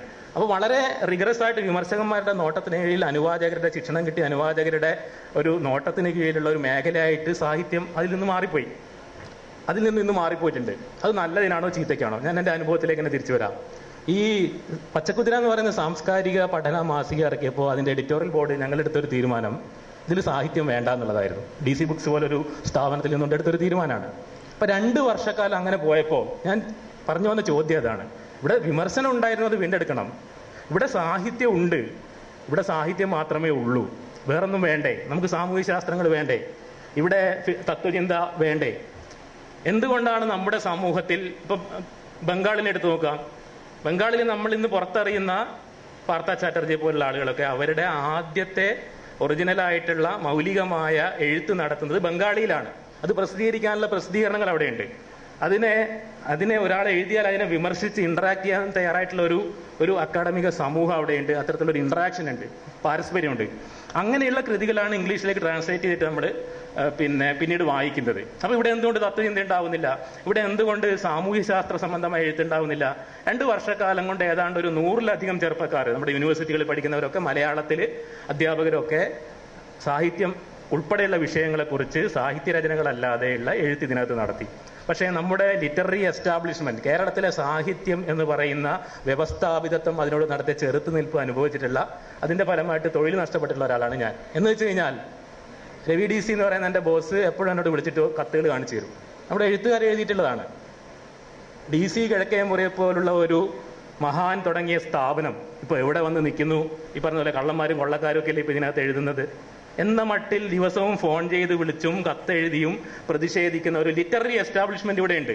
അതുകൊണ്ട് എൻ്റെ അഭിപ്രായത്തിൽ മാതൃഭൂമി ആഴ്ച പതിപ്പ് എന്ന് പറയുന്ന തുമ്പിയെ കൊണ്ട് തത്വചിന്തയും സാമൂഹ്യ ശാസ്ത്രവും അടക്കമുള്ള എല്ലാ കാര്യങ്ങളും കരിങ്കല്ലുകളും എടുപ്പിക്കുന്ന പണി നിർത്തിയിട്ട്, ജോർജ് ഇവിടെ സൂചിപ്പിച്ചതുപോലെ കേരളത്തിലെ കോളേജുകൾ, കേരളത്തിലെ യൂണിവേഴ്സിറ്റികൾ വിജ്ഞാനം ഉൽപ്പാദിപ്പിക്കുക, അത് പരസ്പരം പങ്കുവെക്കാനുള്ള പ്ലാറ്റ്ഫോംസ് ഉണ്ടാക്കുക, അതിന്റെ ജേർണൽസ് ഉണ്ടാക്കുക, പിയർ റിവ്യൂഡ് ജേർണൽസ് മലയാളത്തിൽ ഉണ്ടാക്കുക, ഇത്തരം പണികൾ ചെയ്യാത്തിടത്തോളം കാലം ഈ പരാതി ഉണ്ടായില്ല. ഈ അടുത്താണ് മാതൃഭൂമി ഒരു സാഹിത്യ പതിപ്പിറക്കി എല്ലാവരും ഞെട്ടിച്ചത്. സാഹിത്യത്തിന് വേണ്ടി മാത്രമായിട്ട് കവിതകളും കഥകൾക്കും വേണ്ടി ഒരു പതിപ്പിറക്കി. അപ്പൊ അത് എന്തുകൊണ്ട് സംഭവിക്കുന്നു? അത് നല്ലതോ ചീത്തയോ എന്നുള്ള ഇതിലേക്കൊന്നും ഞാൻ കടക്കുന്നില്ല. ജോർജ് പറഞ്ഞതുപോലത്തെ ഒരു ടേൺ, ഒരു തത്വചിന്താപരമായ തിരിവ്, അതിന്റെ ക്വാളിറ്റി, ഇതിന്റെ വിലയിരുത്തലേക്കൊന്നും പോകാൻ വേണ്ടിയിട്ടല്ല ഞാൻ പറഞ്ഞു. നമുക്ക് ഇങ്ങനെ മതിയോ? നമുക്ക് വിമർശനം വീണ്ടെടുക്കണം എന്നുള്ള കാര്യത്തിൽ എനിക്ക് സംശയമില്ല. സർഗാത്മകമായ ഇടപെടലുകളുടെയും എഴുത്തിന്റെയും ഭാഷയിലെ പ്രയോഗങ്ങളുടെയും, ഏത് സമൂഹത്തിലും തത്വചിന്തയാണെങ്കിലും സാഹിത്യ വിമർശനമാണെങ്കിലും അതാത് ഭാഷയിലുള്ള ന്യൂവൻസസ് ആണ്, അതിന്റെ സൂക്ഷ്മാംശങ്ങൾ ആണ് മൗലികത എന്ന് പറയുന്നത്. അപ്പൊ നമ്മൾ ഏത് ചിന്തകരുടെ കൃതികളും ട്രാൻസ്ലേഷനിൽ വായിക്കുമ്പോൾ, ദെറീദ ഒറിജിനൽ ഇംഗ്ലീഷിൽ എഴുതിയ ആളല്ല, ഫൂക്കോ ഒറിജിനൽ ഇംഗ്ലീഷിൽ എഴുതിയ ആളല്ല, അഗമ്പൻ ഇറ്റാലിയനിൽ എഴുതുന്ന ആളാണ്. അവരവരുടെ മാതൃഭാഷകളിൽ എഴുതുന്ന ആളുകളെ പരിഭാഷയിൽ വായിക്കുന്നവരാണ് നമ്മൾ.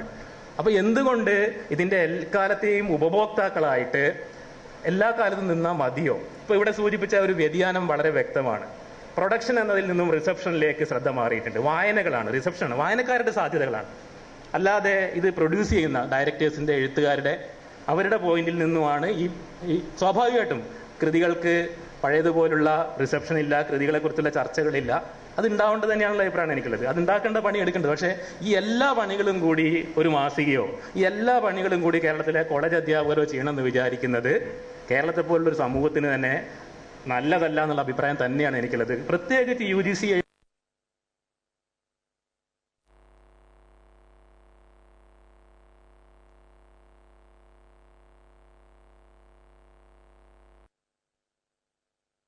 ഇൻവെസ്റ്റ് ചെയ്തുണ്ടാക്കിയതാണ്. UGC എഴുത്തുകാർക്ക് നേരം പോക്കിന് വേണ്ടി, പ്രശസ്തിക്ക് വേണ്ടി എൻ്റെ ലേഖനം എല്ലാ ആഴ്ചയും എൻ്റെ പേര് കണ്ടില്ലെങ്കിൽ വിഷമം ഉണ്ടാകുന്ന തരത്തിൽ ഒരു സിംബോളിക് ക്യാപിറ്റലിന് വേണ്ടിയിട്ട് എഴുതിയതല്ല. അപ്പൊ അത് അങ്ങനെ ഉണ്ടാക്കിയെടുത്ത ക്യാപിറ്റൽ വെച്ചിട്ടാണ് DC കിഴക്കേമുറിയുടെ മകൻ ഇന്നും കച്ചവടം നടത്തുന്നത്. അത് അദ്ദേഹം തന്നെ എല്ലാ സെയിൽസ് മീറ്റിങ്ങിലും പറയും. നമുക്ക് പുതുതായിട്ട് ബെസ്റ്റ് സെല്ലിംഗ് ഓതേഴ്സ് ഇല്ല, 1000 കോപ്പിയിലധികം വിൽക്കുന്നവരുണ്ടാവുന്നില്ല. എന്തുകൊണ്ടുണ്ടാവുന്നില്ല എന്ന് വെച്ചാൽ, അപ്പൊ ഇതും കൂടി പറഞ്ഞ് ഞാൻ അവസാനിപ്പിക്കാം. അതായത് നമ്മൾ രാനേഴ്സിനെ കുറിച്ച് പറഞ്ഞു, സാഹിത്യ വിമർശനം, കവിത.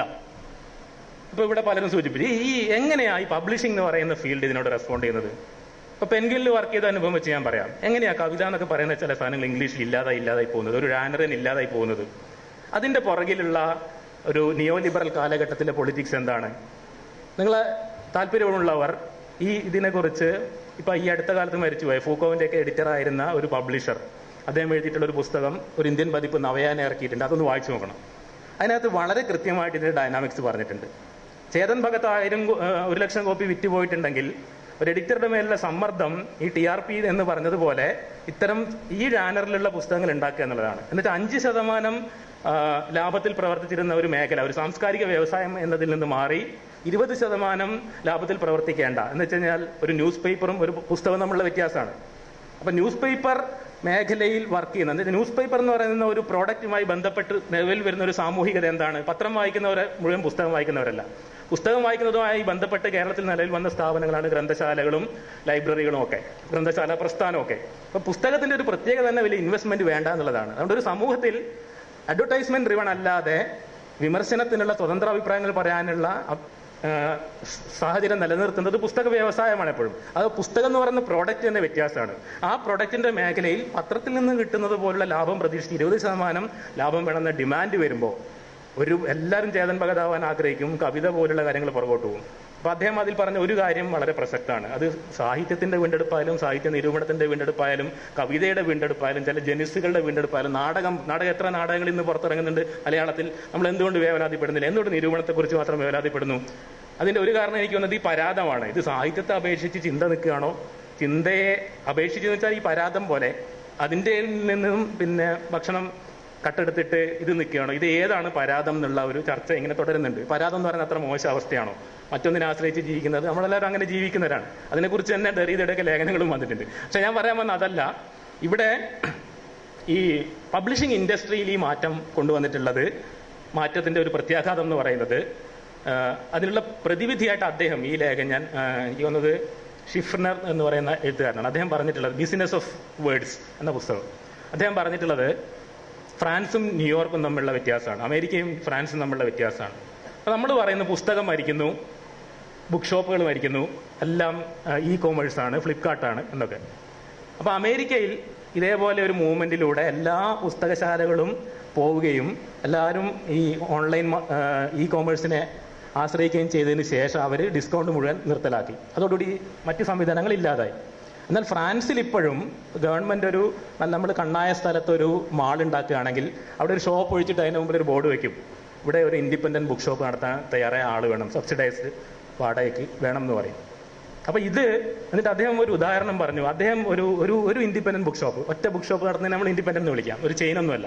അവിടെ പോയിട്ട് ചോദിച്ചു ആ നഗരത്തെക്കുറിച്ച്, ആ ബുക്ക് ഷോപ്പ് ഇങ്ങനെ നഗരത്തെക്കുറിച്ച് ഒരു പുസ്തകം ഇറങ്ങിയിട്ടുണ്ട്, ഇത് നിങ്ങൾ എത്ര കോപ്പി വിറ്റു? അപ്പോൾ ആ പുസ്തകത്തിന്റെ ഉടമസ്ഥൻ തിരിച്ചുകൊണ്ട് പറഞ്ഞു, നിങ്ങളൊന്ന് ഊഹിച്ച് പറയാമെന്ന് പറഞ്ഞു. അപ്പോൾ ഇയാൾ പറഞ്ഞു, നിങ്ങളൊരു 50 കോപ്പി വിറ്റോ എന്ന്. അപ്പോൾ അയാൾ തിരിച്ചുകൊണ്ട് പറഞ്ഞു, 2000 കോപ്പികൾ ഞങ്ങൾ വിറ്റു. അപ്പം ഒരു പുസ്തകശാലക്കാരന് 2000 കോപ്പി, ഒരു പുസ്തകത്തിന്റെ കോപ്പി വിൽക്കാൻ പറ്റുന്ന തരത്തിലുള്ള ഒരു സംവിധാനം ഫ്രാൻസ് പോലൊരു സ്ഥലത്ത് നിലനിൽക്കും. നമ്മളിപ്പം ദർ ഇസ് നോ ഓൾട്ടർനേറ്റീവ് എന്നുള്ള നിലയ്ക്ക് ലോകം മുഴുവൻ ഇങ്ങനെ മാറുകയാണെന്ന് അമേരിക്കയെ നോക്കിയിട്ട് ഇവിടെയും ചിലർ വായന മരിച്ചു, പുസ്തകം മരിച്ചു എന്നൊക്കെ പറയുമ്പോൾ എനിക്ക് തോന്നിയിട്ടുള്ളൊരു കാര്യം ഇതാണ്. കോൺഷ്യസായി ലോകത്തിന് തന്നെ മാതൃക കാണിച്ചു കൊടുക്കുന്ന തരത്തിൽ ആദ്യമായി എഴുത്തുകാരുടെ കലക്റ്റീവ് ഉണ്ടാക്കിയ കേരളത്തിൽ ഈ കാര്യത്തിൽ ജോർജിനെ പോലുള്ള ആളുകളും രാജീവ് മാഷെ പോലുള്ള ആളുകളൊക്കെ ഇരുന്ന് തീരുമാനിച്ചാൽ തന്നെ ഈ വിമർശനം വീണ്ടെടുക്കാവുന്നതുള്ളൂ. ഇവരൊക്കെ എഴുതിയാൽ മതി. അല്ലാതെ ഇതിനെക്കുറിച്ച് നമ്മൾ ബാക്കിയുള്ളവരൊക്കെ മീഡിയോക്കറാണ്, ബാക്കിയുള്ളതൊക്കെ കുഴപ്പമാണെന്ന് ഇങ്ങനെ പറഞ്ഞുകൊണ്ടിരിക്കേണ്ട കാര്യമുണ്ടോ എന്നുള്ളത് എനിക്ക് സംശയം. അതിനുള്ള വേദികൾ ഉണ്ടാവുക, ഒരാൾ എന്തെങ്കിലും എഴുതിയാൽ മറ്റൊരാൾ അതിനെക്കുറിച്ച് ഒരു അഭിപ്രായം പറയാം, ഇങ്ങനത്തെ ഒരു സംസ്കാരമൊക്കെ ഉണ്ടാക്കിയെടുത്താൽ മാത്രമേ ഏത് ഭാഷയിൽ ഇതൊക്കെ ഉണ്ടാവുള്ളൂ. അതുകൊണ്ട് ഇത് വിചാരിച്ചാൽ തീരാവുന്ന പ്രശ്നമാണെന്നുള്ള അഭിപ്രായം മാത്രം പറഞ്ഞ് ഞാൻ നിർത്തും.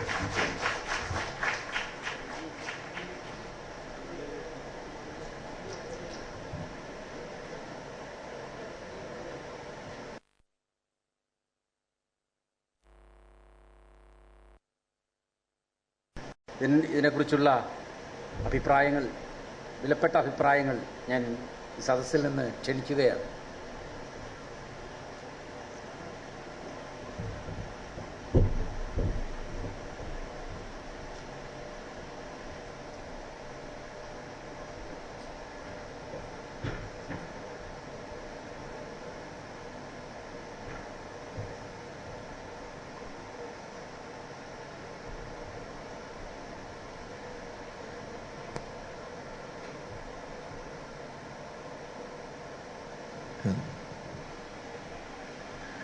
ശാരദക്കുട്ടി ടീച്ചർ പറഞ്ഞല്ലോ, ഈ സ്വന്തം വൈകാരിക തലവുമായി സാമ്യപ്പെടുന്ന വിഷയം മാത്രമാണ് ഒരു നിരൂപകൻ സ്വാഭാവികമായും തിരഞ്ഞെടുക്കുക. അതിലൊരു ചെറിയൊരു അപാകതയുണ്ട്. ഇപ്പോൾ ഒരു ഉദാഹരണം, KP അപ്പൻ മാഷെ ഉത്തരാധുനികതയുടെ തുടക്കമായി വ്യാഖ്യാനിച്ച വസന്തത്തിൻ്റെ കിരികിരിപ്പ് ആരംഭിക്കുന്നതായി കാണിച്ച മേതിൽ രാധാകൃഷ്ണൻ്റെ സൂര്യവംശം എന്ന് പറഞ്ഞ നോവല് സത്യത്തിൽ നിന്ന് ആരെങ്കിലും ഓർക്കുന്നുണ്ടോ എന്ന് തന്നെ അറിയില്ല. മേതിൽ തന്നെ മറന്നുപോകാൻ ആഗ്രഹിക്കുന്ന ഒരു നോവലാണ് സത്യത്തിൽ സൂര്യവംശം. മേതില് പിൽക്കാലത്ത് എത്രയോ ചെറുകഥകൾ, നല്ല ചെറുകഥകൾ എഴുതിയിരുന്നു. പക്ഷെ അപ്പോൾ ഒരു ഭാവി പ്രവചിക്കുക, ഞാനൊരു ഭാവി പ്രവചിക്കുകയാണ് എന്നാണ് നിരൂപകൻ KP അപ്പനെ പോലുള്ള നിരൂപകർ പ്രഖ്യാപിക്കുന്നത്. ഒരു വീൺവാക്കായി പോയൊരു ഭാവിയാണ് സത്യത്തിൽ ഈ നിരൂപകന്മാർ പലപ്പോഴും പ്രവചിക്കുന്നത് എന്നൊരു പ്രശ്നമുണ്ട് അതിൽ. കാരണം ചൂണ്ടിക്കാണിച്ചപ്പോൾ വിമർശകൻ എന്ന് പറയുന്നത് മണ്ഡനപരമായും ഖണ്ഡനപരമായും പറയേണ്ട ഒരു ആളാണ്. ഒരു കാലത്ത് വിമർശകൻ അറിയപ്പെട്ടതും അങ്ങനെയാണ്. ഇപ്പോൾ എനിക്ക് ഇഷ്ടപ്പെട്ട ഒരു കൃതിയെക്കുറിച്ച് ഞാൻ തലോടി മാത്രം പറയുന്ന ഒരു തരം നിരൂപക ധർമ്മം സത്യത്തിൽ നിലവിലുണ്ട്. അതുകൊണ്ടാണ്. അപ്പോൾ ഇതിനെക്കുറിച്ച് എന്താണ് അഭിപ്രായം? ഒന്ന്. രണ്ട്, ഇപ്പം MN വിജയമാഷ് തന്നെ വ്യക്തിപരമായി പലപ്പോഴും അദ്ദേഹത്തോട് സംസാരിക്കും അവസാന കാലത്ത്. ഇപ്പോൾ ജോർജ് സാറൊക്കെ പറഞ്ഞ പോലെ അന്ന് എഴുതിയ ചിലപ്പോൾ ഒരു മാനസികാവസ്ഥയിലായിരിക്കില്ല ചിലപ്പോൾ ഒരു കൃതിയെ, അതേ കൃതിയെ തന്നെ ചിലപ്പോൾ ഞാനിപ്പോൾ വിലയിരുത്തുക എന്ന് അദ്ദേഹം പറയാറുണ്ടായിരുന്നു. ചുരുങ്ങിയ പക്ഷം വൈലോപ്പിള്ളിയുടെ ഗന്ധം, ചിരി, മാമ്പഴം അതുപോലെയുള്ള കൃതികളെ അതിനെക്കുറിച്ചൊക്കെ പരാമർശിച്ചിട്ടുള്ള അദ്ദേഹം കുടിയൊഴിക്കലും കണ്ണീർ പാടവുമെങ്കിലും ചിലപ്പോൾ പുതിയ ഭൂമിയുടെ നഷ്ടപ്പെടലുകളുടെയും അതുപോലെ തന്നെ ദാമ്പത്യത്തിൻ്റെ കൊഴിഞ്ഞുപോക്കിൻ്റെയൊക്കെ ഈ കാലത്ത് ചിലപ്പോൾ ഞാൻ അന്ന് കണ്ട ഒരു കാലഘട്ടത്തിലെ രാഷ്ട്രീയമോ അന്ന് കണ്ട കാലഘട്ടത്തിലെ ഒരു അനുഭവത്തിൻ്റെ പരിസരത്തോ നിന്നായിരിക്കില്ല ചിലപ്പോൾ ഞാൻ ഇന്ന് കാണുന്നത്. അന്നു വളരെ തീർത്തും വ്യത്യസ്തമായ മറ്റൊരു വിലയിരുത്തൽ ചിലപ്പോൾ എനിക്ക് അതിൻ്റെ പുറത്ത് നടത്തേണ്ടി വരുന്ന ഒരു ഭീതി, ആദി അദ്ദേഹം ഉണ്ട് എന്ന് പലപ്പോഴും പറയാറുണ്ട്. അപ്പോൾ ഇത്തരത്തിൽ ഒരു സിസ്റ്റവും സറൗണ്ടിങ്സും തമ്മിലുള്ള ഒരു ബന്ധം നിരന്തരമായി മാറുമ്പോൾ സ്വാഭാവികമായിട്ടൊരു നിരൂപകൻ എത്തിപ്പെടുന്ന ഒരു സാഹചര്യം ഉണ്ടാവില്ലേ? അപ്പോൾ ആ സാഹചര്യത്തിനെ ഒരു കണ്ണിങ്ങായി മനസ്സിലാക്കുന്ന വളരെ ക്ലവറായൊരു നിരൂപകനെ സത്യത്തിൽ ഇതിൽ പിടിച്ചു നിൽക്കാൻ കഴിയുള്ളൂ. ഞാനൊരു നല്ല കൃതിയാണെന്ന് പറഞ്ഞിട്ട് ഒരു പ്രവചനം എറിഞ്ഞ് ആ വാക്ക് തന്നെ നഷ്ടപ്പെട്ടു പോകുന്ന ഒരു പ്രശ്നത്തിനെ കുറിച്ച് ഒന്ന് പറയണമെന്നുണ്ട്. രാജീവ് മാഷ് പറയായിരിക്കും കുറച്ചുകൂടി ഉചിതം എന്ന് തോന്നുന്നു.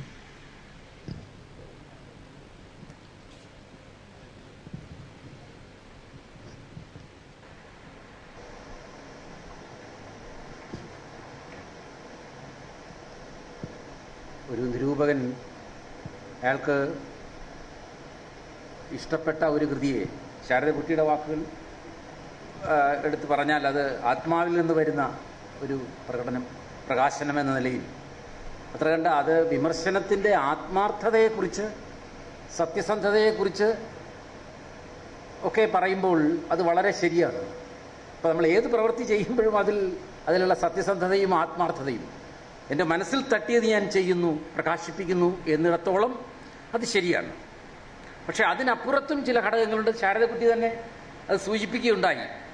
ഇവിടെ അങ്ങനെ ഒരു വ്യക്തിയുടെ ഇഷ്ടാനിഷ്ടങ്ങൾക്കുള്ളിൽ ഒതുങ്ങുന്നതല്ല സാഹിത്യം എന്ന് ശാരദകുട്ടി ഇവിടെ അത് തൻ്റെ പ്രസംഗത്തിൽ സൂചിപ്പിക്കുകയുണ്ടായി. എങ്കിലും ഇങ്ങനെ ഒരു സംശയത്തിന് ഇടയാക്കിയത് ശാരദകുട്ടിയുടെ പ്രസംഗത്തിൻ്റെ ആദ്യ ഭാഗത്തുള്ള ഊന്നലായിരിക്കുമെന്നാണ് ഞാൻ വിചാരിക്കുന്നത്. ആ വിമർശകൻ്റെ ആ ഒരു കർത്തൃനിഷ്ഠതയെ, വിമർശകന്റെ സ്വന്തം അഭിരുചികളെയൊക്കെ ഉയർത്തിപ്പിടിക്കുന്നതിൻ്റെ പ്രശ്നം ഇത്.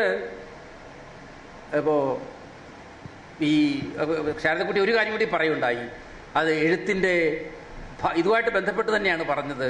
എഴുത്തിൻ്റെ ഭാഷയെക്കുറിച്ച് അത് ആസ്വാദ്യമായി വളരെയധികം വായനക്കാരനെ ആകർഷിക്കുന്നതാകണം ഭാഷ, വിമർശകന്റെ ഭാഷ. ആ വിധത്തിൽ രചനയുടെ സൗകുമാര്യത്തെക്കുറിച്ചും ശാരദകുട്ടി പറയുകയുണ്ടായി. പക്ഷെ ഇത് ഈ സുഹൃത്ത് പറഞ്ഞ ആ വിമർശനം ഇതിൽ ഉന്നയിക്കാവുന്നതാണ്.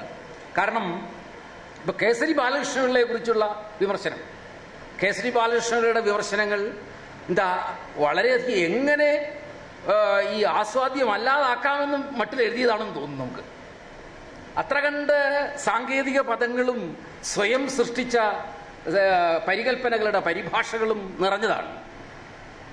പക്ഷെ നമുക്കറിയാം, ഇപ്പൊ നമുക്ക് മനസ്സിലാകും, കേസരി ബാലകൃഷ്ണപിള്ള സൂചിപ്പിച്ചിട്ടുണ്ട്, എനിക്ക് സഹൃദയത്വമില്ല, ഞാനിത് എഴുതുന്നത് ആത്മാർത്ഥതയോടുകൂടിയല്ല എന്നൊക്കെ പലരും പറയുന്നുണ്ട്. പക്ഷെ അങ്ങനെയെല്ലാം തെളിയിക്കാൻ അദ്ദേഹത്തിന് വേറെ, എനിക്ക് സഹൃദയത്വം ഉണ്ടെന്ന് തെളിയിക്കാൻ വഴിയില്ലല്ലോ. അപ്പൊ അതുകൊണ്ട് കേസരി തന്നെ അത് പറഞ്ഞിട്ടുള്ളതാണ്. പക്ഷെ നമുക്കിപ്പോഴറിയാം, കേസരി തൻ്റെ ഇഷ്ടാനിഷ്ടങ്ങൾക്കപ്പുറം പോയിട്ടുണ്ട്. കേസരി ഒരു കാലഘട്ടത്തിൻ്റെ ഭാവുകത്വത്തെ മാറ്റിമറിച്ച ആളാണ് കേസരി. അദ്ദേഹം അഭിമുഖീകരിച്ചത് തൻ്റെ ഇഷ്ടാനിഷ്ടങ്ങളൊക്കെ മാത്രമായിട്ട് അതിൽ ഒതുങ്ങി നിന്നുകൊണ്ടായിരുന്നില്ല. ഒരു സമൂഹത്തിൻ്റെ മുഴുവൻ ഭാവുകത്വത്തെയും എങ്ങനെ വഴിതിരിച്ചു വിടാം എന്ന വിധത്തിൽ ഒരു ഉത്തരവാദിത്വം വിമർശകൻ ഏറ്റെടുത്തിട്ടുണ്ട്. അങ്ങനെയുള്ള ഉത്തരവാദിത്വം ഏറ്റെടുക്കുന്നവരാണ് യഥാർത്ഥ വിമർശകരായി മാറുക. ചരിത്രത്തിൽ അവർക്കായിരിക്കും സ്ഥാനമുള്ളതുമെന്നാണ്. ശാരദക്കുട്ടി അത് നിശ്ചയമായിട്ടും അതിനെതിരായിട്ട് ചിന്തിച്ചിട്ടില്ല എന്നാണ് ഞാൻ കരുതുന്നത്.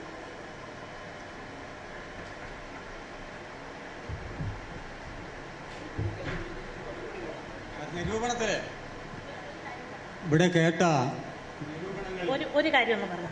ശാരദക്കുട്ടി പറഞ്ഞതിനെ കുറിച്ച് രാജീവൻ മാഷ് ഉത്തരം പറയണം എന്ന് പറഞ്ഞതിനുള്ള പ്രതിഷേധം രേഖപ്പെടുത്തുന്നു.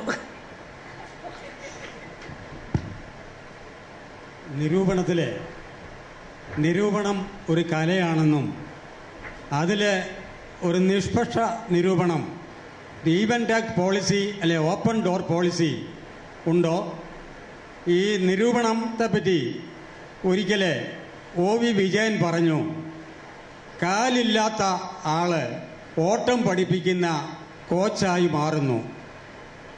റൂട്ട് അറിയാം, ഡ്രൈവിംഗ് അറിയാൻ വയ്യ. ഇങ്ങനെ അദ്ദേഹം പറഞ്ഞ വാക്കുകൾ ഓർക്കുന്നു.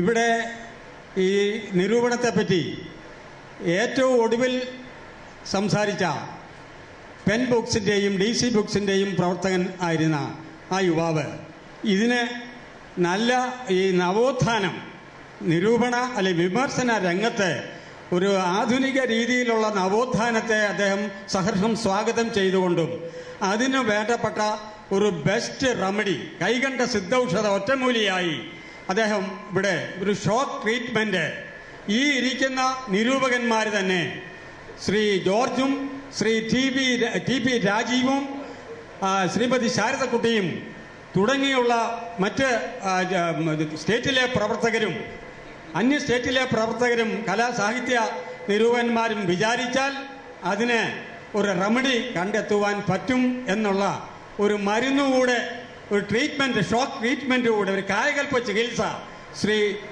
ഒടുവിൽ സംസാരിച്ച പെൻ ബുക്സിന്റെ പ്രവർത്തകൻ, DC ബുക്സിന്റെ പ്രവർത്തകൻ ഇവിടെ പറയുകയുണ്ടായി. അതിന് ഒരു മറുപടി ഈ 3-4 പ്രഭാഷകന്മാരിൽ നിന്നും കിട്ടണമെന്ന് അവരെ അങ്ങേയറ്റം വിനയബുദ്ധിയ സ്നേഹബുദ്ധിയ അവരോട് അഭ്യർത്ഥിച്ചുകൊണ്ട് നിർത്തുന്നു. നന്ദി, നമസ്കാരം.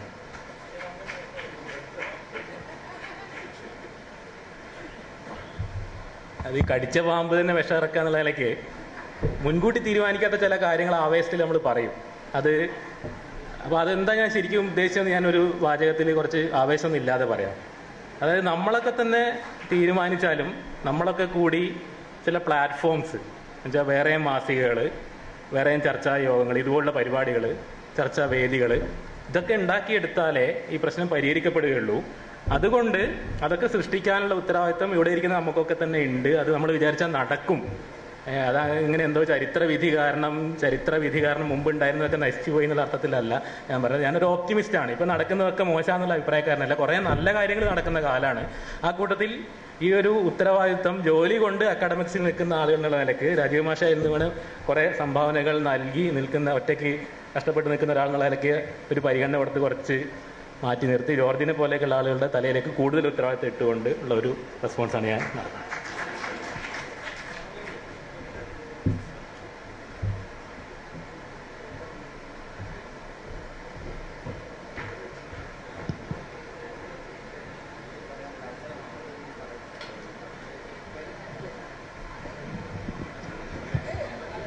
ഹലോ,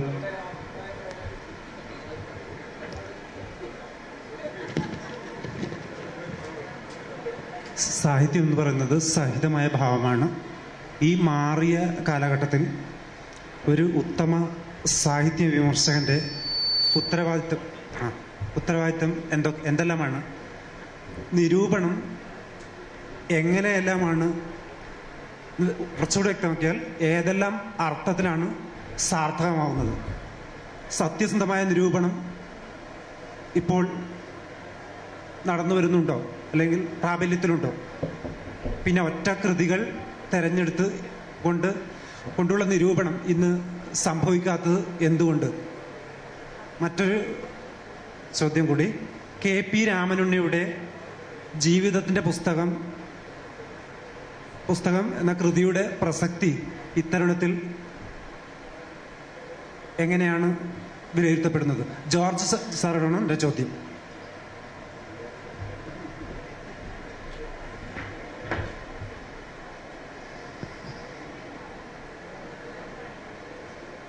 സാഹിത്യ വിമർശകന്റെ ഉത്തരവാദിത്തം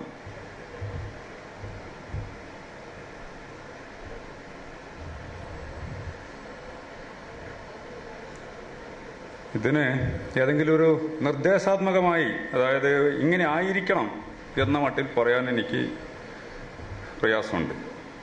പക്ഷേ ചരിത്രത്തിൽ കണ്ടിടത്തോളം സാഹിത്യ വിമർശനം, ഞാൻ പറഞ്ഞത് സാഹിത്യ വിമർശനം എന്നുള്ളത് വാസ്തവത്തിൽ ചിന്തകന്മാരുടെ ഒരു ധാരയാണ്. സാഹിത്യ ചിന്ത നടത്തുന്ന ആളുകളാണ് സാഹിത്യ ചിന്തകന്മാർ. വിമർശനം എന്നുള്ള നിരൂപണം തുടങ്ങിയ സാങ്കേതിക സംജ്ഞകളൊക്കെ ഉപയോഗിക്കുമ്പോഴും ഇപ്പൊ കേസരിയൊക്കെ സാഹിത്യ വിമർശകൻ എന്നല്ല അദ്ദേഹത്തെ വിളിക്കേണ്ടത്, സാഹിത്യ ചിന്തകൻ തന്നെയാണ് വിചാരിക്കുന്നത്. ഇപ്പൊ കേസരിയെയോ അല്ലെങ്കിൽ മാരാരെയോ MB പോളിനെയോ B രാജീവനെയോ ഒക്കെ ഓർത്താൽ, മനസ്സിലോർത്താൽ നമുക്ക് സാഹിത്യ വിമർശകന്റെ റോൾ എന്താണ്, അയാളുടെ ഉത്തരവാദിത്തം എന്താണ് എന്ന് നമുക്ക് നിർദ്ധാരണം ചെയ്തെടുക്കാൻ കഴിഞ്ഞേക്കും. അതിന് നമ്മൾ ശ്രമിക്കുന്നത് തന്നെയാണ് ഏറ്റവും ഉചിതമാകാൻ എൻ്റെ വിചാരം. അങ്ങനെ നമ്മൾ ആലോചിച്ചാൽ തന്നെ കിട്ടാവുന്ന ഉത്തരങ്ങൾ മറ്റൊരാൾ തരേണ്ടത് പോലുമില്ല. വാസ്തവത്തിൽ ചിന്തിക്കുക. ഞാൻ നേരത്തെ പറഞ്ഞ എന്നാണ് എനിക്ക് വീണ്ടും പറയാനുള്ളത്. ഈ വിഷയത്തോട് നമ്മൾ റെസ്പോണ്ട് ചെയ്യുക, നമ്മൾ ആലോചിക്കുക. അങ്ങനെ ആലോചിക്കുമ്പോൾ ഉള്ള വസ്തുതകളെ നിർദ്ധാരണം ചെയ്തുകൊണ്ടാണ് നമ്മൾ നിഗമനങ്ങളിലേക്ക് എത്തുന്നത്. സാഹിത്യത്തിന്റെ പ്രയോജനം എന്താണ് എന്ന് ആലോചിച്ച ആളുകൾ ഓരോ ദേശത്തും ഓരോ നാട്ടിലും ഓരോ കാലത്തും ഇരുന്നുകൊണ്ട് സംസാരിച്ചത് മുഴുവൻ അവരുടെ ആ ആംബിയൻസിൽ ഇരുന്നുകൊണ്ട് അവിടെ ലഭ്യമായ കലാസൃഷ്ടികളെ അഭിസംബോധന ചെയ്തുകൊണ്ട് അത് അവിടെ ഉണ്ടാക്കുന്ന ഇമ്പാക്റ്റുകളെ ശ്രദ്ധിച്ചുകൊണ്ട് ആണ് അവർ സിദ്ധാന്തങ്ങളിലേക്ക് എത്തിയത്. ആ നിലക്ക് നമുക്ക് ആലോചിച്ചാൽ കിട്ടുന്നതേ ഉള്ളൂ എന്ന് തോന്നുന്നു. നമ്മളെ നാടിനെ സംബന്ധിച്ചിടത്തോളം സാഹിത്യ നിരൂപണം നമുക്കറിയാം. വളരെ ഒരു 100-110 വർഷമോ മറ്റോ പ്രായമുള്ള ഒരു ചെറിയ സാഹിത്യ സരണിയാണത്. പക്ഷെ അപ്പോഴും അതിൻ്റെ അകത്ത് ആളുകൾക്ക് ശ്രദ്ധിക്കേണ്ട രീതിയിൽ അതിൽ പ്രവർത്തിച്ച ആളുകൾ അവരുടെ ഒരു ശ്രദ്ധയുടെ മണ്ഡലത്തിലേക്ക് വരികയുണ്ടായി, ഈ സംസ്കാരത്തിന്റെ മേഖലയിലേക്ക് വരികയുണ്ടായി. അതുകൊണ്ടാണ് നമ്മൾ വീണ്ടും വീണ്ടും മാരാരുടെ പേര് പറയേണ്ടി വരുന്നത്. അതുകൊണ്ടാണ് നമ്മൾ MB പോളിന്റെ പേര് ഇടയ്ക്കിടയ്ക്ക് പറയേണ്ടത്. പലപ്പോഴും വിയോജിച്ചുകൊണ്ടായിരിക്കും. ആ വിയോജനം എന്ന് പറയുന്നത് തന്നെ വാസ്തവത്തിൽ ചിന്തയുടെ അകത്ത് അടുത്ത ഒരു ചലനം ഉണ്ടാവാനുള്ള സാധ്യതയെ വിളംബരം ചെയ്യുന്നുണ്ട്. വാസ്തവത്തിൽ വിമർശനമില്ലാതെ ഇരിക്കുന്നു എന്നുള്ളതാണ് ഏറ്റവും ഭീതിതമായ അവസ്ഥ. വിമർശനത്തിന് പകരം ഈ നേരത്തെ ഞാൻ പറഞ്ഞ സ്റ്റാമ്പിങ്ങിനൊക്കെ ഞാൻ കുറ്റപ്പെടുന്നതിന്റെ കാരണം അതിൽ വിമർശനമില്ല. അറ്റാക്ക് ചെയ്യണമെന്നല്ല പറയുന്നത്, മറിച്ച് അതിന്റെ താത്വികമായ വിഷയങ്ങളെ ആലോചിക്കുന്ന ഫിലോസഫിയുടെ ആള് ഇവിടുന്ന് പറഞ്ഞല്ലോ, അതിന്റെ താത്വിക വിചാരം നടത്തണം. അങ്ങനെ വിചാരം നടത്തണമെന്നാല് ആ വസ്തുക്കളെ പഠിക്കൽ തന്നെയാണ്, നിഷ്കർഷിച്ച് പഠിക്കൽ തന്നെയാണ്. അങ്ങനെ പഠിച്ച് ആലോചിച്ച് കാര്യങ്ങൾ പറയുകയാണ്. അങ്ങനെ പറയുന്ന വഴിക്ക് ഒരു സംവാദ ലോകം ഡെവലപ്പ് ചെയ്തിട്ടുണ്ട്. അതിന്റെ ഒരു ഇൻഫ്രാസ്ട്രക്ചറിനെ പറ്റിയാണ് ദിലീപ് സംസാരിച്ചെന്നാണ് വിചാരിക്കുന്നത്. അങ്ങനത്തെ ചർച്ചകൾ നടക്കണം, ഇമാതിരി വേദികൾ ഉണ്ടാവണം. ഈ വേദികളൊക്കെ ഇപ്പൊ ഞാനിവിടെ സംസാരിക്കുന്നത് അത് അവസാനത്തെ ഉത്തരമായി തീരുന്നതല്ല, മറിച്ച് എനിക്ക് എന്റെ ആലോചനകൾ ഷെയർ ചെയ്യുന്നൊരു പാർട്ടാണ്. ഇതുവരെ നടന്ന നമ്മുടെ ഈ മൊത്തം ഇവിടെയുള്ള ഈ പരിപാടി മൊത്തത്തിൽ തന്നെ എടുത്താൽ തന്നെ അത്തരം സംവാദ പരിപാടികളാണ്. ആളുകളെ കാണും, ചിലപ്പോൾ സംസാരിക്കുന്ന പോലും ഉണ്ടാവില്ല, നമ്മൾ കേട്ടിരിക്കുക മാത്രമായിരിക്കും ചെയ്യുന്നത്. പക്ഷെ ആ ഇരിക്കുന്നതിന്റെ തുടർച്ചയിൽ നമ്മൾ എവിടേക്കോ ആലോചിക്കേണ്ടി വരും, പോകുന്ന പോക്കിലും. അല്ലെങ്കിൽ താൻ പറഞ്ഞത് ശരിയല്ലല്ലോ എന്ന് ആത്മവിമർശനം പോലും നടത്തേണ്ടി വരും. അത്തരം വിമർശനങ്ങളുടെയൊക്കെ ഒരു ധാരയിലാണ് വിമർശനങ്ങൾ, ആത്മവിമർശനവും പുറത്തേക്കുള്ള വിമർശനവും ചേർന്നുകൊണ്ടാണ് ഈ ചിന്തയുടെ ലോകത്തെ മുന്നോട്ട് നയിക്കുന്നത്. ആ തരത്തിൽ ചിന്തയുടെ ഒരു രംഗത്ത് മുന്നോട്ട് നയിക്കാൻ വേണ്ടിയുള്ള ഒരു മാനസികമായ സംഭാവന നൽകുന്ന ആളുകളാണ് ആ തരത്തിലുള്ള, അതാണ് അവരുടെ സംഭാവന, അതാണ് അവരുടെ ഉത്തരവാദിത്വം. അങ്ങനെ ചിന്തിക്കുക തന്നെയാണ് അവരുടെ പണി എന്ന് ഞാൻ വിചാരിക്കുന്നു. അങ്ങനെ ചിന്തകൾ ഇവിടെയുള്ള സാഹിത്യ സൃഷ്ടികളെ, കലാസൃഷ്ടികളെ വിധേയമാക്കുക. അതോടൊപ്പം സാഹിത്യ സൃഷ്ടി നിർമ്മിക്കുന്ന ഭാഷയെ വിശകലനം ചെയ്യേണ്ടി വരും. അതിനകത്ത് പ്രതിപാദിക്കപ്പെടുന്ന ലോകത്തെ പറ്റിയുള്ള ആലോചനകൾ മുഴുകേണ്ടി വരും. അങ്ങനെ അത് സാമൂഹിക വിമർശനമായും ഒക്കെ മാറുക തന്നെ ചെയ്യും. അങ്ങനെ ഈ സാഹിത്യത്തോടുള്ള കമ്മിറ്റഡ് ആയുള്ള നിരൂപണം വാസ്തവത്തിൽ ഈ ലോകത്തിന്റെ ഒരു സാമൂഹ്യ ശാസ്ത്ര നിരൂപണം തന്നെയായി മാറും. അങ്ങനെ മാറുന്ന ആളുകൾ നമ്മൾ ശ്രദ്ധിച്ചാൽ നമുക്ക് മനസ്സിലാവുക, അവരൊക്കെ തന്നെയാണ് നമ്മൾ ഏതോ രീതിയിൽ അവരെ റൈറ്റേഴ്സ് എന്ന് പറഞ്ഞുകൊണ്ട് നമ്മൾ വിശേഷിപ്പിക്കുന്നത്. എഴുത്തുകാരൻ അന്ന് അവരെയാണ് വിശേഷിപ്പിക്കുന്നത്. എഴുത്തുകാർ പ്രതിഷേധിച്ചു എന്ന് കണ്ടാൽ അതിന് പ്രത്യേക വാല്യൂ വരുന്നത് ഈ ലിപിവൽക്കരണം നടത്തിയോണ്ടല്ല, മറിച്ച് അങ്ങനെയുള്ള ഒരു എഴുത്ത് എഴുതണമെങ്കിൽ അതിന്റെ പിന്നിൽ ആലോചന കൂടിയത്. അങ്ങനെയുള്ള ആലോചിച്ച മനുഷ്യനാണ് ഈ പറഞ്ഞ എഴുത്തുകാരൻ. റൈറ്റേഴ്സ് എന്ന വാക്കിന്റെ വാസ്തവത്തിലുള്ള അർത്ഥം അതാണ്. അല്ലാതെ പകർത്തി എഴുതുന്ന എഴുത്ത് മുഴുവൻ എഴുത്തല്ല. എഴുത്ത് ഈ പറഞ്ഞ ആലോചനയുടെ പ്രകാശനമാകുന്ന എഴുത്താണ്. ആ തരത്തിൽ എഴുതിക്കൊണ്ട് ഒരു സമൂഹത്തിന്റെ ബോധത്തെ നവീകരിച്ചു നിർത്തുന്ന ഉത്തരവാദിത്വം എങ്ങനെയോ അറിഞ്ഞോ അറിയാതെയോ എഴുത്തുകാർ നിർവഹിക്കുന്നുണ്ട്. ആ വിമർശനത്തിന്റെ ഒരു തലം കവിയും കഥാകൃത്തും ഈ സർഗാത്മക സാഹിത്യങ്ങൾ വേർതിരിവുകളൊക്കെ നിൽക്കുമ്പോഴും അവരും ഈ വിമർശനത്തിന്റെ ഒരു ഭാഗമായി നിൽക്കുന്നുണ്ട്. ആ വിമർശനങ്ങൾ നിർവഹിച്ചുകൊണ്ട് അവർ മുന്നിൽ നടക്കുന്നത്. അതുകൊണ്ടാണ് റൈറ്റേഴ്സ് എന്ന് വിളിച്ച് ചിലപ്പോൾ ഇന്റലക്ച്വൽസ് എന്ന് വിശേഷിപ്പിച്ചുകൊണ്ട് തന്നെ അവരെ വാഴ്ത്തുന്നത്. അങ്ങനെ എഴുതാതിരിക്കുന്ന ഒരാളുകളെ പറ്റി ആളുകൾ സാധാരണ രീതിയിൽ ഇത്തരം പരിഗണനയൊന്നും കൊടുക്കാറില്ല. ആദ്യം മുതൽ ഇങ്ങോട്ട് ആലോചിച്ചാൽ ചിന്തകന്മാർ മുഴുവൻ സവിശേഷമായ രീതിയിൽ എഴുതിയ ആൾക്കാരാണ്. അതിനർത്ഥം ഞാൻ അവരെ വേറെ കൊണ്ട് തന്നെ എഴുതിയിരിക്കണം എന്നുള്ള അർത്ഥമില്ല, മറിച്ച് ആലോചനയ്ക്ക് വിധേയമായ ഭാഷണം നടത്തിയിരിക്കണം. ഡയലോഗ്സിന്റെ അകത്ത്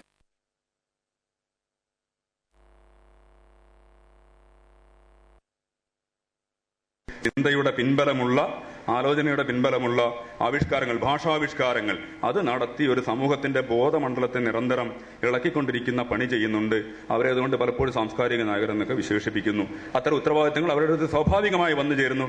ആ ഉത്തരവാദിത്തം നിർവഹിക്കുന്നതിന് പകരം, അതാണ് ഞാനൊരു വിമർശനമായിട്ട് ഉന്നയിച്ചത്, ഈ സമൂഹത്തിലുള്ള എഴുത്തുകാർ എന്ന് പറയുന്ന ആളുകൾ മുഴുവൻ എഴുത്തുകാരാണോ എന്ന് ശ്രദ്ധിക്കേണ്ടിയിരിക്കുന്നു. അവർ ചെയ്തുകൊണ്ടിരിക്കുന്ന ഡിസ്ക്രിപ്ഷൻസ്, വിവരണങ്ങൾ, നേരത്തെ പറഞ്ഞ ബ്ലർബ് എഴുതി കൊടുക്കുന്ന പണി, അത് പിന്നെ ഈ എഴുത്തിന്റെ മണ്ഡലത്തിൽ വരുന്നതാണോ എന്നൊക്കെ നമുക്ക് ആലോചനയ്ക്ക് വിധേയമാക്കാവുന്നതാണ്, വിമർശന വിധേയമാക്കാവുന്നതാണ്. അത് പലപ്പോഴും ഈ പിന്നെ സാധനങ്ങൾ വിൽക്കുന്നതിന്റെ പരസ്യ വിപണിയിൽ ചെയ്യുന്ന, അതിന് പിന്നെ അനുബന്ധമായി ചെയ്യുന്ന ചെറിയ ഏർപ്പാടുകളെ പരസ്യകലയാണ് വസ്തുത. അതിനപ്പുറത്തേക്ക് ഒന്നുമല്ല എന്നാണ് എനിക്ക് തോന്നുന്നത്. ഒറ്റകൃതി പഠനങ്ങൾ ഉണ്ടാവുന്നില്ല, ധാരാളം ഉണ്ടാവുന്നുണ്ട്. ഞാൻ സൂചിപ്പിച്ചത് ധാരാളം ഉണ്ടാവുന്നുണ്ട്. പക്ഷെ അങ്ങനെ ഉണ്ടാവുന്നതൊക്കെ ആവശ്യമുണ്ടോ എന്നുള്ള കാര്യത്തിലാണ് ഞാൻ സംശയം പ്രകടിപ്പിച്ചത്. അങ്ങനെ ഒരേ രൂപത്തിലുള്ള പിന്നെ ആവിഷ്കാരങ്ങൾ എക്കാലവും ഇപ്പോൾ ആട്ടക്കഥ ഉണ്ടാവുന്നില്ല എന്ന് പറയുന്നത് പോലെയാണത്. അതിന്റെ കാലം കഴിഞ്ഞു. അതൊരു ഒരു സവിശേഷമായ ഒരു അന്തരീക്ഷത്തിൽ അന്നത്തെ ഇടവേളകളും എല്ലാം ചേർന്ന് ഉണ്ടാക്കിയ ഒരു സഭയിൽ പിന്നെ രൂപപ്പെടുന്നതാണത്. അത് ഇന്നും നമുക്ക്, പക്ഷേ ഇത് അതിജീവിച്ച് ഇന്ന് നമുക്കത് ആസ്വാദ്യമായിരിക്കും. പക്ഷേ അതിപ്പോൾ ഉണ്ടാവണമെന്ന് നമ്മൾ ശഠിക്കുന്നതിൽ കാര്യമുണ്ടോ എന്ന സംശയമാണ്. അത് അതിൻ്റെതായ ഒരു ആംബിയൻസിൽ മാത്രം രൂപപ്പെടുന്നതാണ്. പഴയ പല നമ്മുടെ അന്തരീക്ഷത്തിൽ നിന്ന് പല വൃക്ഷത്തൈകളും അസ്തമിച്ചു പോവുകയും പുതിയതൊക്കെ കടന്നു വരികയും ചെയ്യുന്ന പോലെ പുതിയ സാഹിത്യ ജനസുകൾ വരും. അങ്ങനെ നോവൽ ഉണ്ടായി, നിരൂപണം ഉണ്ടായി. അതിന്റെ അപ്പുറത്ത് വാസന നിരൂപണത്തിന്റെ അടുത്തുനിന്ന് എനിക്ക് തോന്നിയിട്ടുള്ളത് പിന്നെ മാരാരെ പോലെയുള്ള പിന്നെ ഒരു വാക്യത്തിന്റെ, തന്റെ സുഹൃത്തായ താൻ ആദരവോടെ കാണുന്ന MP പോളിന്റെ ഒരു വാക്യത്തെ വിമർശന വിധേയമാക്കിയിട്ടാണ് ഇതിഹാസത്തിന്റെ അകത്തുള്ള കഥാപാത്രങ്ങളുടെ ഒരു ലോകം എന്ന് പറയുന്നത് അതിസങ്കീർണമാണെന്ന് അദ്ദേഹം കാണിച്ചിരിക്കുക.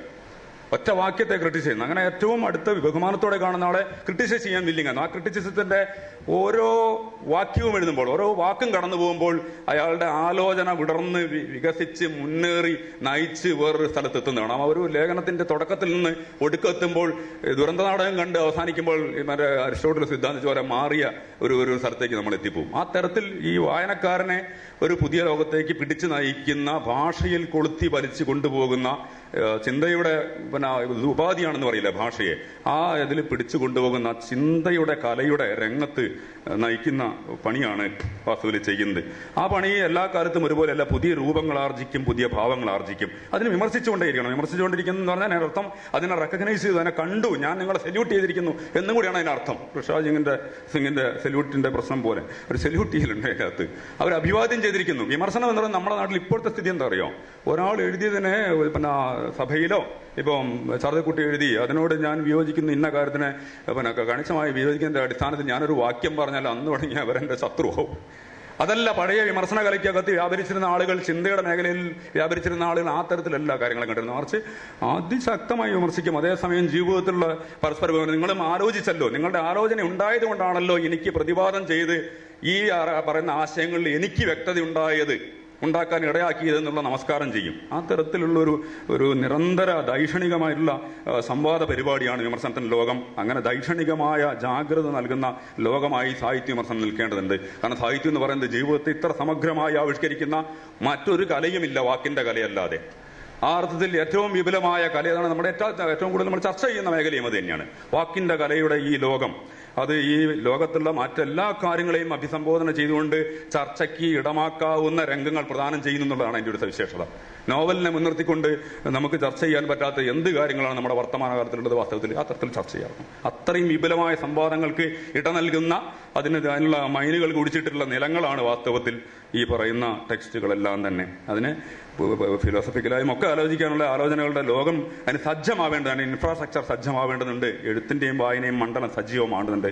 അത് എഴുത്ത് എന്ന പേരിൽ ഈ സ്ക്രൈബിംഗ് അല്ലേ, അത് മാത്രമായി സ്ക്രിപ്റ്റിംഗ് മാത്രമായി പോകുമ്പോൾ ഈ ചിന്തയുടെ പ്രക്രിയ നടക്കാതെ പോകും, അങ്ങനെ വരണ്ടു പോകും. അതിനെപ്പറ്റിയുള്ള ചില ഉത്കണ്ഠകളാണ് വാസ്തവത്തിൽ എനിക്ക് തോന്നുന്നത് പല ഭാഷയിൽ ഇവിടെ ആളുകൾ പ്രകടിപ്പിക്കുന്നതാണ് എനിക്ക് തോന്നുന്നത്. ഇക്കൂട്ടത്തിൽ അവസാനമായ ഒരു കാര്യം ചോദിച്ചാൽ കെ പി രാമനുണ്ണിയുടെ ഒരു നോവലിനെ പറ്റിയുള്ളൊരു ഞാൻ പറഞ്ഞു പോകുന്ന കൂടുതൽ പരാമർശം നടത്തിയാണ്. അതുകൊണ്ടായിരിക്കാം ആ ചോദ്യം എൻ്റെ നേരെ എറിഞ്ഞത്. കെ പി രാമനുണ്ണിയുടെ നോവൽ അതിൻ്റെ പ്രസക്തി എന്ത് എന്ന് ചോദിച്ചാൽ എനിക്ക് വലിയ പ്രയാസമുണ്ട്, എനിക്ക് പറയാനാവില്ല.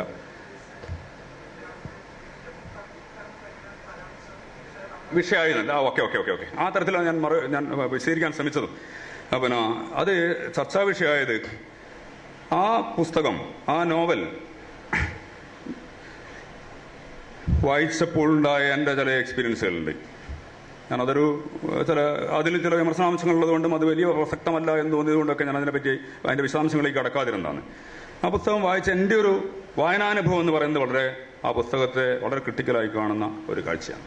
ആ പുസ്തകം അത്രയൊന്നും കലാപരമായ മൂല്യമുള്ളതാണ് എന്ന് എനിക്ക് അഭിപ്രായം തോന്നിയിട്ടില്ല. അത് വളരെ കൃത്രിമമായ സൃഷ്ടിയാണ്. ഓരോ വാക്യം, അതായത് നോവലിന്റെ ഭാഷയെപ്പറ്റി പരാമർശിച്ചതിന്റെ കാരണം അതാണ്. ഓരോ വാക്യവും കൃത്രിമമാണ്. നോവലിന്റെ ഭാഷ ശ്രദ്ധിച്ചാൽ കാണാം. സി വി രാമപിള്ളയുടെ നോവലുകളിൽ ധർമ്മരാജയിലും ഒക്കെ രാമരാജ ബഹദൂറിലും ഒക്കെ നാം കാണുന്ന ഭാഷ അതിസങ്കീർണമാണ്, ഒരു സംശയമില്ല. വളരെ ഗാഢമാണ്. അപ്പോഴും അതിൽ ആന്തരമായി സൂക്ഷിക്കുന്ന ഒരു സ്വാഭാവികതയുണ്ട്. അതിലൊരു വാക്യം പോലും ഒരു കഥാപാത്രത്തിനെ സൃഷ്ടിച്ചതിന്റെ ഭാഗമായി രൂപപ്പെട്ട ഒരു വാക്യമല്ലാതെ എടുക്കാനുണ്ടാവില്ല ഞാൻ ഉറച്ചു വിശ്വസിക്കുന്നു. അതികഠിനമാണ് അതിന്റെ ഭാഷ. അതില് കുഞ്ചേക്കുട്ടിപ്പുള്ള മല കയറുന്നത് പോലെയുള്ള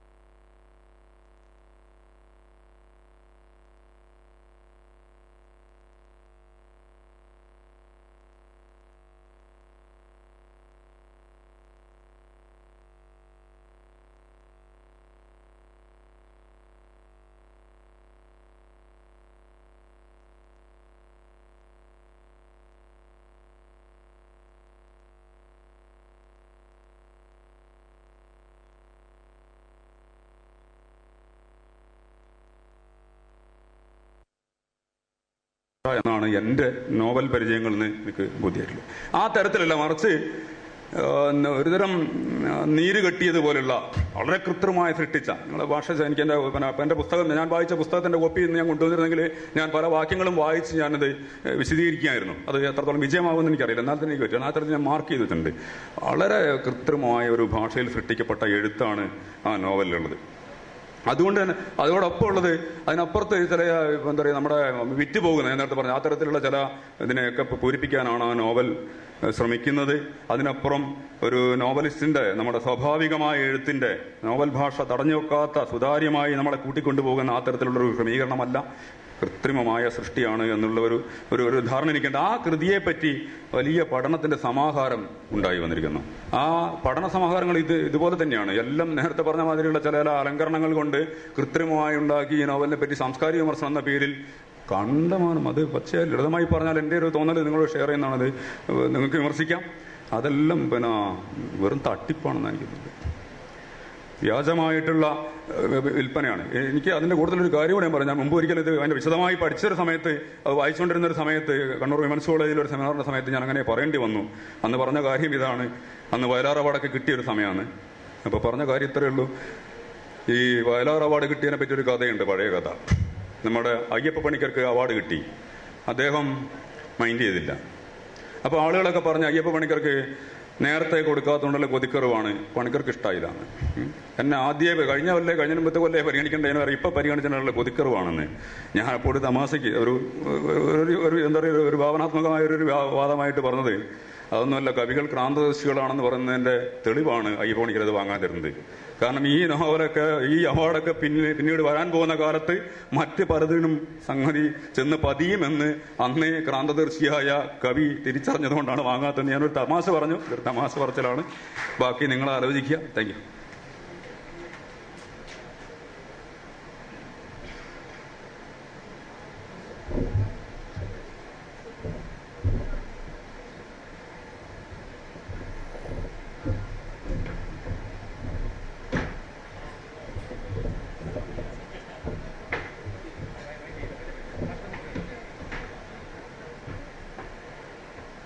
വളരെയധികം സജീവമായിരുന്നു എല്ലാ സെഷനും.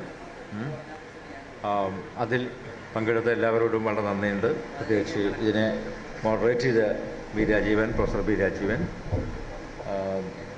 ജോർജ്, രതി സക്സേന, ഡോക്ടർ ശാരദക്കുട്ടി, ദിലീപ് രാജ്, എല്ലാവരോടും അവർ ഒന്നും ഉപസംഹരിക്കുകയോ ചുരുക്കി പറയുകയോ വേണ്ട. അത്രമാത്രം ലൈവായിട്ട് മുൻവിധികളില്ലാതെ അങ്ങനെയുള്ളൊരു എന്താ പറയുക, കറപ്ഷൻ എന്നൊക്കെ പറയുമ്പോഴുള്ള അങ്ങനെയുള്ള ഒരു സംസാരമായിരുന്നു. ഇപ്പം ഈ സെഷൻ, ഈ സംവാദം ഇവിടെ അവസാനിക്കുന്നതിന് ശേഷം നമ്മുടെ പ്രിയപ്പെട്ട കവി ആറ്റൂർ രവിവർമ്മയെ പറ്റിയിട്ട് ഇന്ന് നമ്മുടെ കൂടെ ഇന്നത്തെ മലയാള കവിതയിലെ ഏറ്റവും പ്രധാനപ്പെട്ട കവിയായ അൻവർ അലി നിർമ്മിച്ച ഒരു ഡോക്യുമെൻ്ററി ഉണ്ട്, മറുവിളി എന്ന ഡോക്യുമെൻ്ററി. അത് നമ്മുടെ ഈ 3 ദിവസങ്ങളുടെ സാംസ്കാരിക പരിപാടിയുടെ ഭാഗമായി ഇന്നിവിടെ 7:30 ആ ഡോക്യുമെൻ്ററി കാണിക്കുകയാണ്.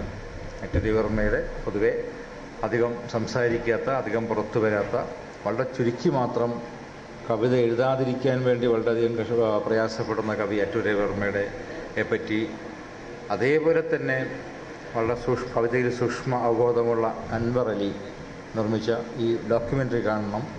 7:30 അതിൻ്റെ സ്ക്രീനിങ് ആരംഭിക്കും. എല്ലാവരെയും